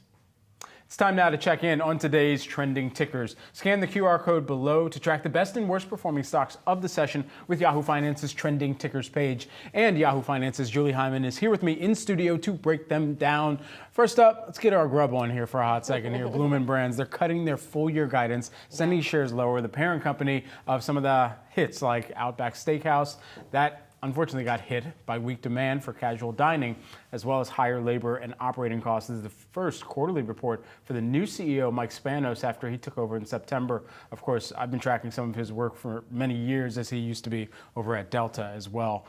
What really jumps at you from these numbers here? Well, it sounds like he's really going to focus on Outback. They own Outback, they own Bonefish Grill, Carrabba's Italian Grill, Fleming's Prime Steakhouse, which is not one that I knew. I know the others. I'm not fancy enough for that one. I guess not. But he's going to focus on Outback, he says, to try to improve execution there. I mean, we know that consumers are quite price sensitive right now. So I saw some commentary around the idea that they're going to introduce a $14.99 meal at Outback, which maybe will bring some traffic into the door, according to the analysts over at Bloomberg Intelligence. But might cost them, right? Yeah. Because that's not something that they're going to be making a lot of money on. Absolutely. And just looking through some of these results, even as you're talking about what the company needs to do, I mean, Bonefish Grill was down 4.1% in this most recent quarter. I mean, they saw essentially declines across the board, except for Fleming's. So perhaps there's a little bit more that they could do on that front. Yeah, they also signed a new deal in Brazil, a new franchise partnership. As part of that, they're going to sell 67% of their Brazil operations to this company called Vinci Partners for $243 million. But it doesn't seem like that investors are terribly excited about it. And as we saw from that chart before, the stock is down a lot year to date, something like 40%. Yeah. Let's stay with the food theme, why don't we? Sweet Green, let's talk about that next. Falling after reporting a wider than expected loss for the third quarter, hit by some higher costs. Still, the salad chain raising the low end of its sales outlook for 2024. Same-store sales grew 6% from a year earlier here, but shares right now, Julie, down by about 0.4%. Yeah, although the stock is up a lot this year, so more than 200% here. So, I guess you could view this as a mixed report with the loss coming in wider than estimated here and the revenue missing estimates. But still, same-store sales here up 6%. And I saw a lot of enthusiastic commentary around the infinite kitchen, which is what they call effectively their automated assembly line for salads. So the way the infinite kitchen works is, I'm sure you've been to a bulk food section in a supermarket, right? Yes. You have like these sort of cylinders that have granola or nuts or whatever. Well, in the infinite kitchen, they have salad ingredients, which have been prepared by humans who load them into those things. Then they're dropped down. There's a bowl that goes along and sort of rotates and gets all of the various ingredients. And analysts like the automation and the eventual cost savings potentially that's going to bring, because labor is the biggest cost for something like a Sweet Green. So I saw a lot of enthusiastic commentary around the future for the infinite kitchen. It's really interesting. All right, to infinity and beyond for the infinite guess kitchen. so. We will see here. We'll see. Julie, thanks so much. Appreciate course. it. Coming up, everyone, we're talking retirement strategies as Donald Trump is set to take office for a second term come January. And we've also got a quick programming note for you here. Be sure to save the date.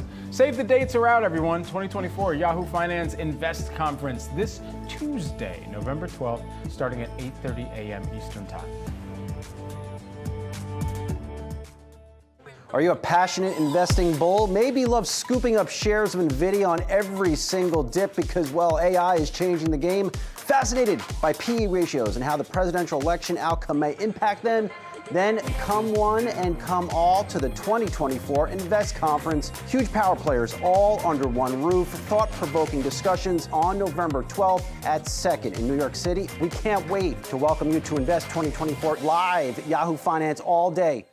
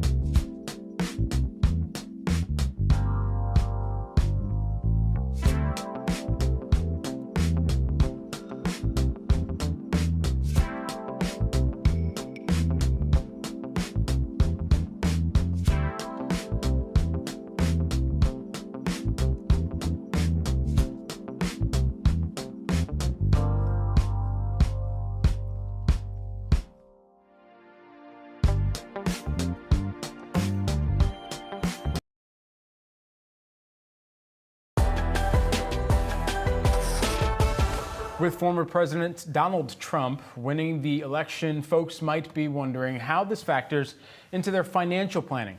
Bob Powell, editor and publisher of the Retirement Daily and host of Yahoo Finance's Decoding Retirement, decided to ask a whole host of people and financial planners about what kinds of moves they are making, and especially those who are planning for retirement and what they should be doing right now. Bob joins me. Bob, let's start with some of the commentary that I saw in your article about crypto and Roth IRA conversions. I didn't expect to go here first, but we have to because this is what folks are talking about. Yeah, thanks, Brad, for having me. And let's talk about some of the fun stuff first. So one of the advisors, planners that we talked to said, think about this as a barbell investment strategy where on the one hand, you might be putting your money into what is ordinarily described as a risky asset, cryptocurrency. And what I might suggest is, he didn't say how much, but like with any asset of this sort, gold, et cetera, maybe no more than 5%. And then on the other side of the barbell is to think about safe assets. So maybe start thinking about putting your money into CDs or what are sometimes referred to as multi-year guaranteed annuities, and maybe create some either CD ladders or MYGA ladders, where in which case you'd be taking advantage of whichever way interest rates start to go. And then what we're going to see now, Brad, is a common theme among three planners all saying the rush to do a Roth IRA conversion is now less because of a Trump administration where tax rates may stay the same as they were during the Tax Cuts and Jobs Act era. And what you want to do when you think about the Roth IRA conversion is to do it in a smart fashion. You want to do either a partial or a full conversion, being mindful of how much income you're creating and whether you're pushing yourself into from the 22 to the 24% bracket, or from the 24 to the 35 or the 35 to the 37. Because when you push yourself up into higher brackets, you create all sorts of problems. If you're a Medicare beneficiary, you might find yourself paying a higher Medicare Part B premium. And obviously, if you're pushing yourself into a higher tax bracket, you're paying a higher tax rate. So be really smart about Roth IRA conversions. And one thing I'll mention, one of the planners mentioned about the benefits of doing a Roth IRA conversion is when a surviving spouse, a beneficiary, perhaps receives or an heir receives a inherited Roth IRA, they don't have to worry about paying taxes on the income that they'll be being distributed from that Roth IRA. And if you're a surviving widow, you won't be exposed to the widow's tax bomb, where oftentimes when widows receive a traditional IRA and start taking RMDs from those accounts, they push themselves into a higher tax bracket. So that's the one thing to be mindful of as we talk to these planners about doing partial and full Roth IRA conversions. One thing I might mention too, though, is one of the planners that we talked to said, don't base your investment choices on who is president. Right. And I might say, maybe you should consider this a little bit as you talk to, one of your previous guests. There are certain things, certain investments, small cap stocks perhaps, that aren't affected by the potential tariffs that will go into play. That might be more beneficial than large cap stocks, multinational companies that are exposed to international markets where the tariffs may affect ultimately their profits. So I think on the one hand, we shouldn't let president elections dictate how we invest. On the other, I think we need to be making some tactical moves. Yeah. And then the last thing I'll mention, I think, is this notion of what the extension of the Tax Cuts and Jobs Acts could do in terms of income for retirees. We may see Trump moving, for instance, during the campaign, he proposed that he wouldn't be taxing Social Security benefits. And that would ultimately affect about 50% of Social Security beneficiaries. And that would be a huge boon to these folks who wouldn't have to pay taxes on their benefits. And what I might suggest, too, is that this is an interesting thing because it's like pulling a piece of thread on a sweater. No one knows what the effects of not taxing Social Security benefits will be on, for instance, Medicare Part A, which is those taxes are used to fund, in part, used to fund Medicare Part A. And then the last thing that Trump has proposed is this notion of eliminating the $10,000 cap on what are called the state and local tax deductions, the SALT deductions. And that's mostly something that affects taxpayers in high income tax states or high property tax states, mostly blue states for the most part. And that could be a welcome relief to many folks who have a high either real estate bill or local income tax bill. All right, Bob, a lot to keep tabs on here over these next few months and in transition as well. Bob Powell, thanks so much. And to see more, Brad. Absolutely. To see more of Bob, check out episodes of Decoding Retirement, Tuesdays, 12 p.m. Eastern Time on the Yahoo Finance platform or wherever you get your podcasts. Well, mortgage rates tick higher for the 6th consecutive week. Our very own Claire Boston broke the numbers for us and helped explain what this means for buyers. So the 30-year fixed rate mortgage this week rose again to 6.79%. So, more bad news for anyone looking to buy a home. We're seeing a lot of volatility in the treasury market, and that is really what is driving that. Treasuries and mortgage rates are really closely linked. And some of this is kind of a Trump trade, pricing in that victory, thinking that yields are going to need to stay higher for longer in a potentially more inflationary environment. It's interesting, especially as part of the quote from the chief economist over at Freddie Mac. It's clear that purchase demand is very sensitive to mortgage rates, as you were mentioning, in the current market environment. And as soon as rates began to rise in early October, purchase applications fell and over the last month have declined 10% here. As you think about the Fed and all of this too, we've got a rate decision that's coming this week, post-election. What does that hold for mortgage rates going forward from here, you think? So the kind of confusing thing is that whatever the Fed does typically does not affect mortgage rates. So I don't think we're going to see any relief from this expected cut. A lot of that is already priced into mortgages, and mortgage rates have been moving higher. Maybe we'll see if we get any clues about what expectations for December hold. That potentially could move mortgage rates. But at this very moment, there's not a lot that I'm seeing in the market that would send rates any lower. What are we seeing in the broader trend as of right now in mortgage rates, the 30 and the 15 right now? Right, so they've been up for 6 straight weeks, and a lot of the economists I'm talking to are talking about a higher for longer environment. Some of that repricing around Trump's victory could potentially keep rates higher. It's going to be harder for us to get back toward that 6% space, and some people are expecting we may not even see that at all next year. Yahoo Finance's own Claire Boston breaking down the latest in Freddie Mac's mortgage rates here this past week. Thanks so much. Appreciate it. Thank you. Rate cuts from the Fed haven't had much of an impact on mortgages. The average 30-year fixed rate rising about 0.7% since that 50 basis point rate cut in September.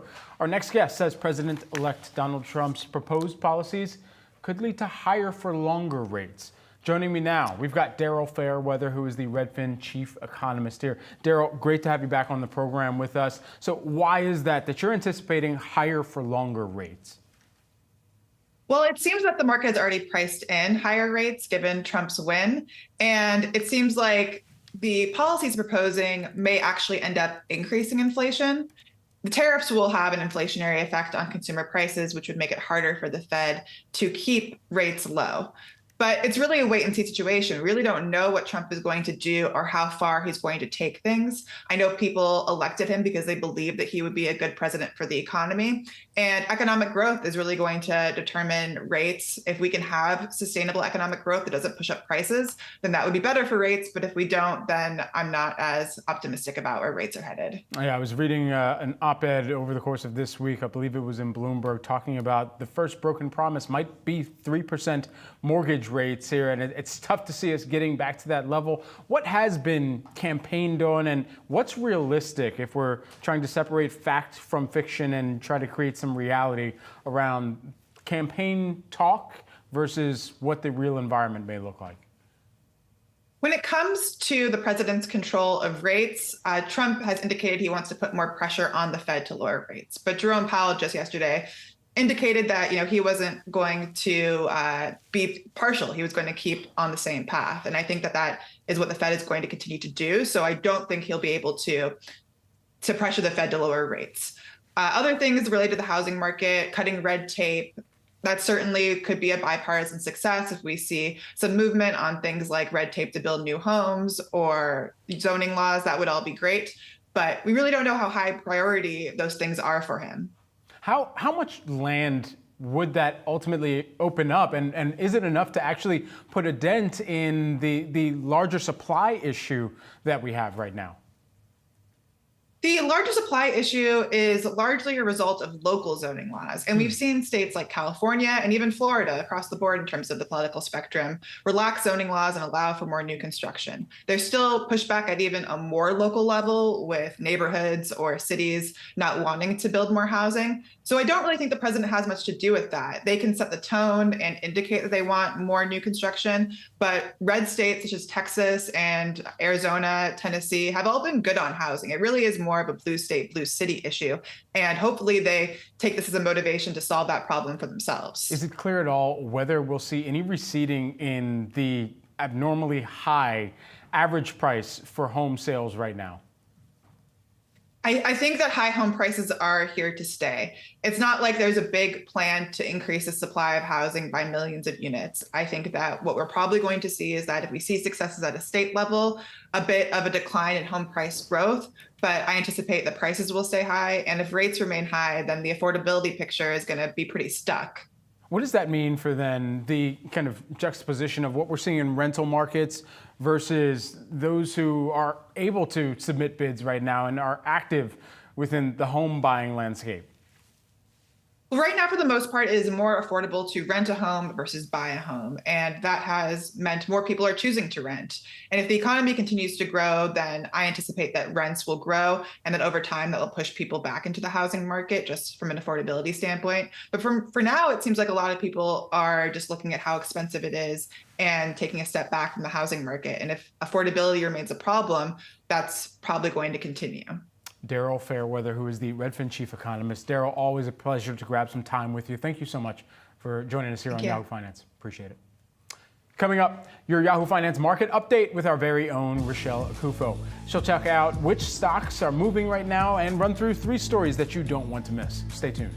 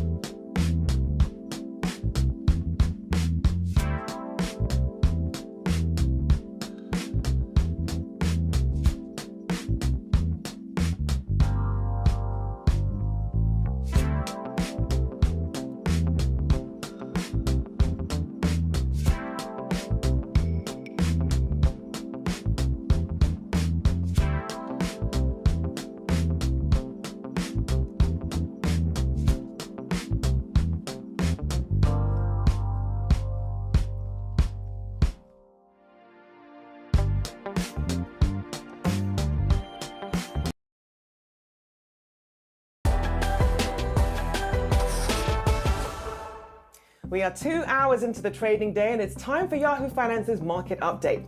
We're seeing intraday highs for the Dow and the S&P 500. The Dow crossing the 44,000 level for the first time, and the S&P 500 flirting with that 6,000 level.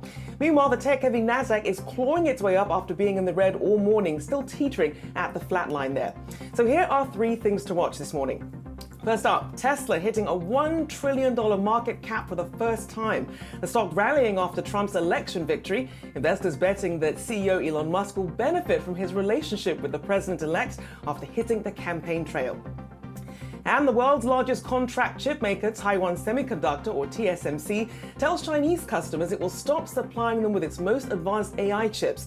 The Financial Times reports that suspending the 7-nanometer and smaller sized chips from this Nvidia rival won't have a major impact on revenue, but more export controls out of Washington are expected.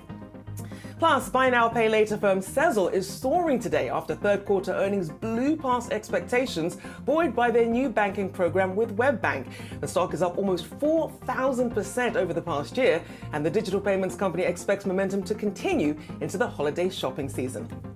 Well, this has been your Yahoo Finance Market Update to keep you on track with the news you need to make smart decisions about your investments. Now, of course, for more on what's trending, scan the QR code below to track the best and worst performing stocks of the session with Yahoo Finance's trending tickers page. Brad Smith will return with Wealth, covering all of your personal finance needs after this short break.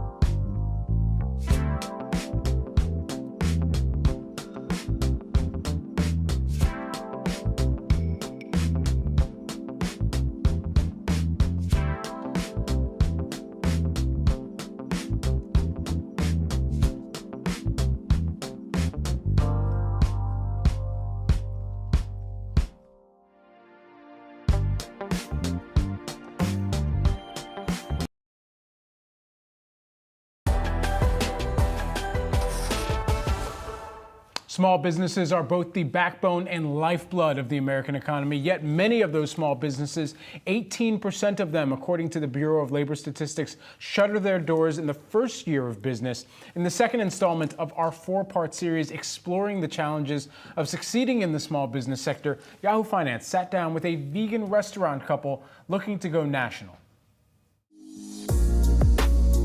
Definitely much harder to get funding from a bank, especially because as a restaurant, we are considered high risk. The challenge is getting money to start a restaurant in any situation. The number one reason for restaurant failure, as with any retail food business, is undercapitalization, not having enough money. Here's how a culinary duo defied the odds, got creative with funding, and quickly created a profitable restaurant.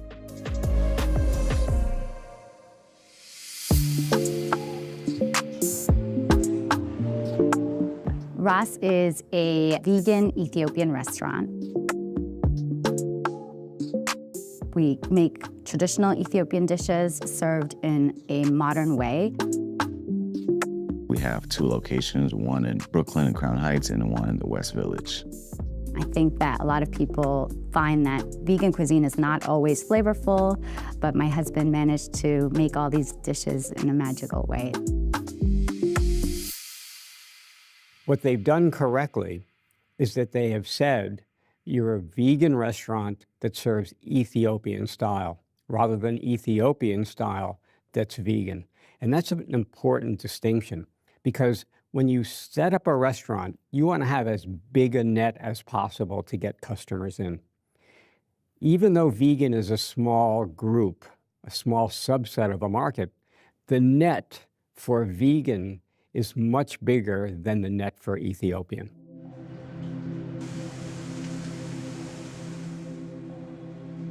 I think it was when Romeo's dad got sick that we started to lean more into veganism. In 2017, my dad was diagnosed with pancreatic cancer. I remember the surgeon telling him his chances of survival were 3 years with chemo and 1 year without chemo.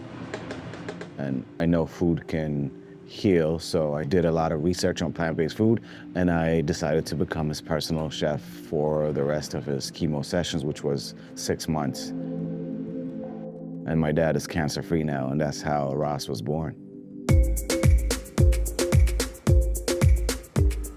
When looking for funds to open Ross, we didn't anticipate having so much difficulty raising capital. We didn't have a proven concept, so no bank was rushing to give us capital. One route that we took was applying for an SBA loan. The SBA is a guarantor. They actually don't give you the money. The bank gives you the money, and the bank uses the SBA to guarantee the loan. So often you're going through what's called an SBA authorized bank, which might be Citibank, it might be JP Morgan Chase. For SBA loans, you have to have been open for 2 years. So as a new business, it kind of was impossible. And the bank is going to ask for what you might consider to be normal requirements. The SBA is going to require experience. They may require some form of collateral. They may require the option to have a full lien on everything that you have. So it's not an easy loan to get and requires an enormous amount of paperwork to get it. After we were denied the SBA loans, we cleared out all of our savings in order to be able to open Ross. While it's not something that I recommend today, it's definitely not something I regret looking back. They went all in with their personal money to start this business, which is really noble and shows how passionate they are.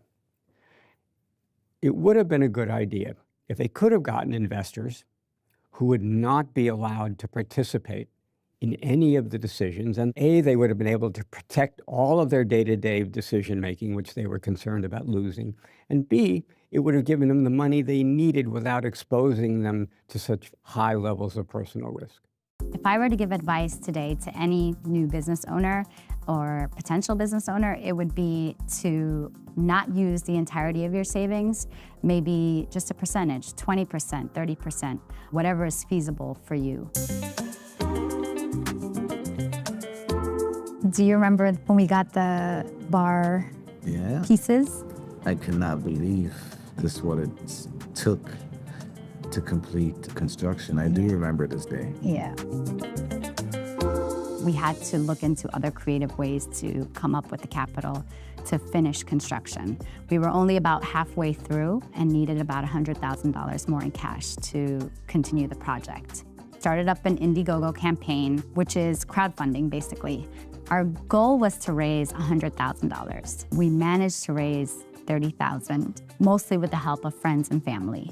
When you think that online funding is going to be the possible way that you're going to get money, there needs to be very specific legal language when there's a transaction online done so that everyone understands clearly what their responsibilities are and what their returns will be. What made our campaign stand out was the perks. You want your perks to be fun and to be playful. You want it to be an experience. So when we did the Indiegogo campaign, we had like cooking classes. We had a private dinner in the entire restaurant full of candles. You want people to kind of experience something that they wouldn't on an ordinary day. I also think that it's really important to tell a story, why you're opening the space, what your purpose is, and people are more likely to contribute to something that they feel a connection to.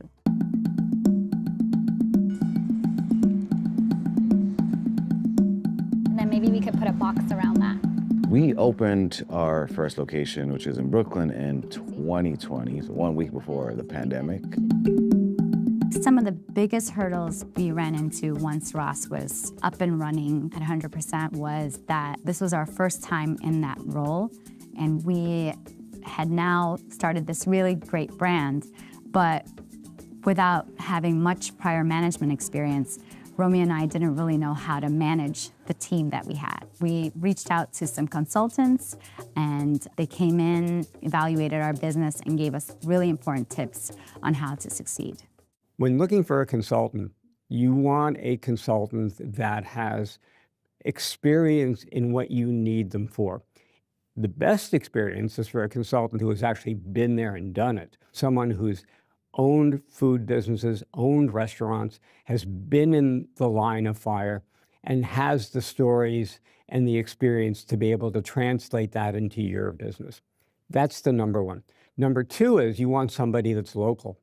You want somebody that understands the market. Number three is you want somebody that financially fits into your budget and you understand how much they're going to charge you. The consultants helped us to create systems for the restaurant, for both back and front of house. They helped us to create checklists so our team wouldn't come in and not know what to do. They helped us to create a better culture by creating values. You're hiring a consultant to be your restaurant doctor.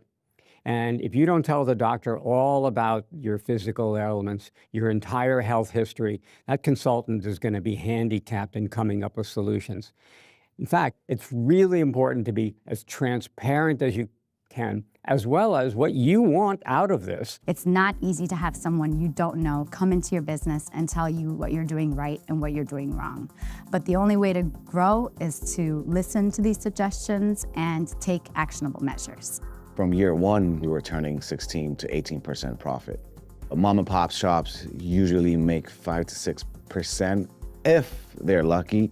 We were lucky, we owe it to our consultants because they helped us a lot to tighten our cost and our labor costs, our food cost. The number one thing to concern yourself in the food world is prime costs. And prime costs is the cost of labor, the cost of benefits, and the cost of product cost. And the product cost includes food and beverage. You want those prime costs as a percentage of sales to be less than 60% of sales. Prime cost is 75 to 80% of all of the things you can control in a restaurant. And that's why it's such a big focus. Our long-term goal for us is to have one in every city. We want to open 100 locations. Let me know what you think. But we want to do it in a way where Ross doesn't lose its core. Yum. They totally understand that a restaurant is a relationship experience. It's not just food. You're selling food, you're selling service, you're selling ambiance. And the challenge in a restaurant is managing and maintaining those standards every single day of every single week of every single year in every single location. Where our values still stand true, where our teams are still happy, even though we can't be at every location, and where our guests feel like they're at home.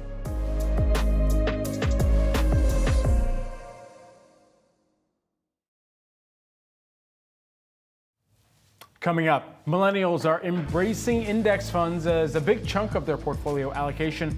But why? We've got the answers after the break. Are you ready to master the markets and, dare I say, become a better leader in the process? Well, Yahoo Finance has you covered with our new full suite of original podcast content. Whether you're a seasoned investor or you're just starting your financial journey, we offer invaluable market insights and strategies to help boost your portfolio, build your wealth, and make you a successful investor. Now let's make some money and get a lot smarter. I've done Yahoo Finance forever. This is a spectacular spot. Welcome to Stocks in Translation. I'm your host, Jared Blickery. Hello, world. I'm Ross Mack. Hi, I'm Bob Powell, and welcome to Decoding Retirement. Welcome to Living Not So Fabulously. Hey, it's me, Tiffany the Budgetista, your favorite financial educator. Welcome to Capital Gains World for a few days and everything has changed. From Wall Street to Main Street to the C-suite, we are your daily lifeline because behind every great investor is Yahoo Finance. Join us on yahoofinance.com, the Yahoo Finance app, or wherever you get your podcasts.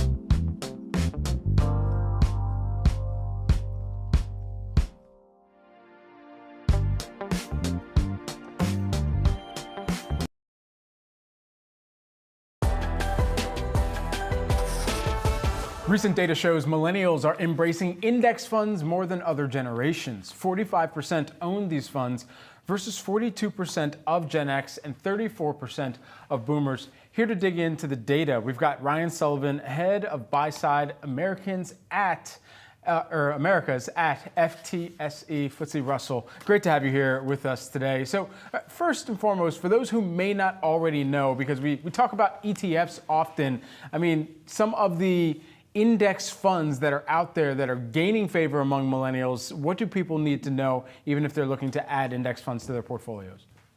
Yeah, absolutely. First off, Brad, thank you so much for having me. Excited to be here today. Great to see you. For the team at FTSE Russell, there's some interesting findings here when it comes to millennials in particular, especially as they're looking at a longer term time horizon and thinking of bringing in either ETFs or other index-based funds to their portfolio. Our survey findings, we went out to the market and surveyed over 1,000 individual investors, users of index funds, but actively managed funds as well, investors selecting individual stocks and using other investment products.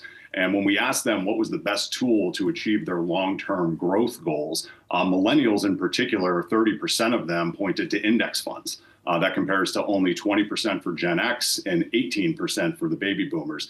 And we think, when you think of the millennials in particular, I'll include myself in this category on the bleeding edge of the older part of the millennial generation. We're still in the kind of the prime of our career, the early parts of our career. We're still focused on saving. We still have a long track record and career in front of us. And that naturally gives us more of a long-term view when compared to other generations. So it's become evident in our findings, 30% looking at those index funds as that jumping off point and the best way to achieve those long-term goals. And also millennials plan to increase their exposure to index funds ahead of other generations like Gen X and the baby boomers as well. What are some of the good rules of thumb that investors should be keeping in mind, millennial or not, millennial at heart, if you will, when they're thinking about the fund management side of what they're looking to invest in? Yeah, absolutely. There were some findings from the survey here that came through as well when investors of all generations were looking at bringing in index funds to their portfolio. You can see the education that a lot of fund management companies and financial advisors in particular that is paying off when investors think about adding products to their portfolio, namely fees and the importance of fees, especially again for investors investing over the long term, how higher fee products might erode earnings and growth potential. So that focus on fees and the expense ratios that index funds may have is certainly top of mind for investors. And also diversification, really understanding and popping the hood, not only on the fund management side of the house, but also increasingly on the index construction as well. Really understanding what the goals of the index are, how that emerges and is affected and implemented by the portfolio managers at the fund company. All of those were kind of key findings for us across the demographics that we surveyed this past year. Ryan, as we're thinking about the 1/3 of millennials who want to align their investments with their values, as came through from the data here, what are some of those values that they're prioritizing within their investment strategy and portfolio? Yeah, absolutely. And this was an interesting finding for us because so much has been made of value-based investing and ESG investing over the past few years. And what we continue to find, whether it's in a retail survey like this or our other client segments, asset owners and wealth managers, they still want choice and the opportunity to potentially more align in a values-based environment, depending on the needs of their end clients. So it's not, investors saying, oh, I'm 100% in here or I'm 100% against this. They want the choice, and they really want that choice when they're going out to their end clients, the end investors. So some of these values, are simply kind of moving into certain themes. Some are looking at elements like climate change and making sure that's an element that they can take into their portfolio if they so choose. Looking at, good corporate governance, other elements like that. And again, when you think of the index environment, there's no shortage of tools, whether they're in ETFs or other investment products like a managed account, that can still offer these exposures and help advisors and individual investors, really align to the values that they may have as individuals or that their clients may have requested that they kind of bake into the asset allocation strategy. When you think about the exposure to index funds, what can that tell you about an investor's time horizon and propensity to be a little bit more passive than active and stock picking, if you will? Yeah, it's a fair question, and I think there's a natural inclination to think that in the index funds in a portfolio, are naturally maybe an over allocation or maybe the only products there. And what we're finding is it's really not a replacement for active management at large. Even though you may be using an index fund that technically is passively tracking a broad part of the market or maybe a narrowly constructed segment or sector, but it's used in addition to other investment products. It could be used alongside individual stock picking to, again, better enable a value proposition for certain clients, or maybe to add exposure to a certain market segment, a certain theme, a certain sector or region. So the aspect here that it's just simply all index funds and straight passive. When it comes to portfolio construction, it's increasingly an important tool, and I think our survey findings show that education is paying off with how important they can be. But they're used alongside other products, and then either the investors themselves that are designing these or their advisors that they may turn to are kind of actively helping to implement the particular investment strategy for that investor based on their goals and risk tolerances. Some really interesting data. Ryan, thanks for taking the time here with us. Ryan Sullivan, head of buy side for the Americas at FTSE Russell. Appreciate it. Thanks, Brad.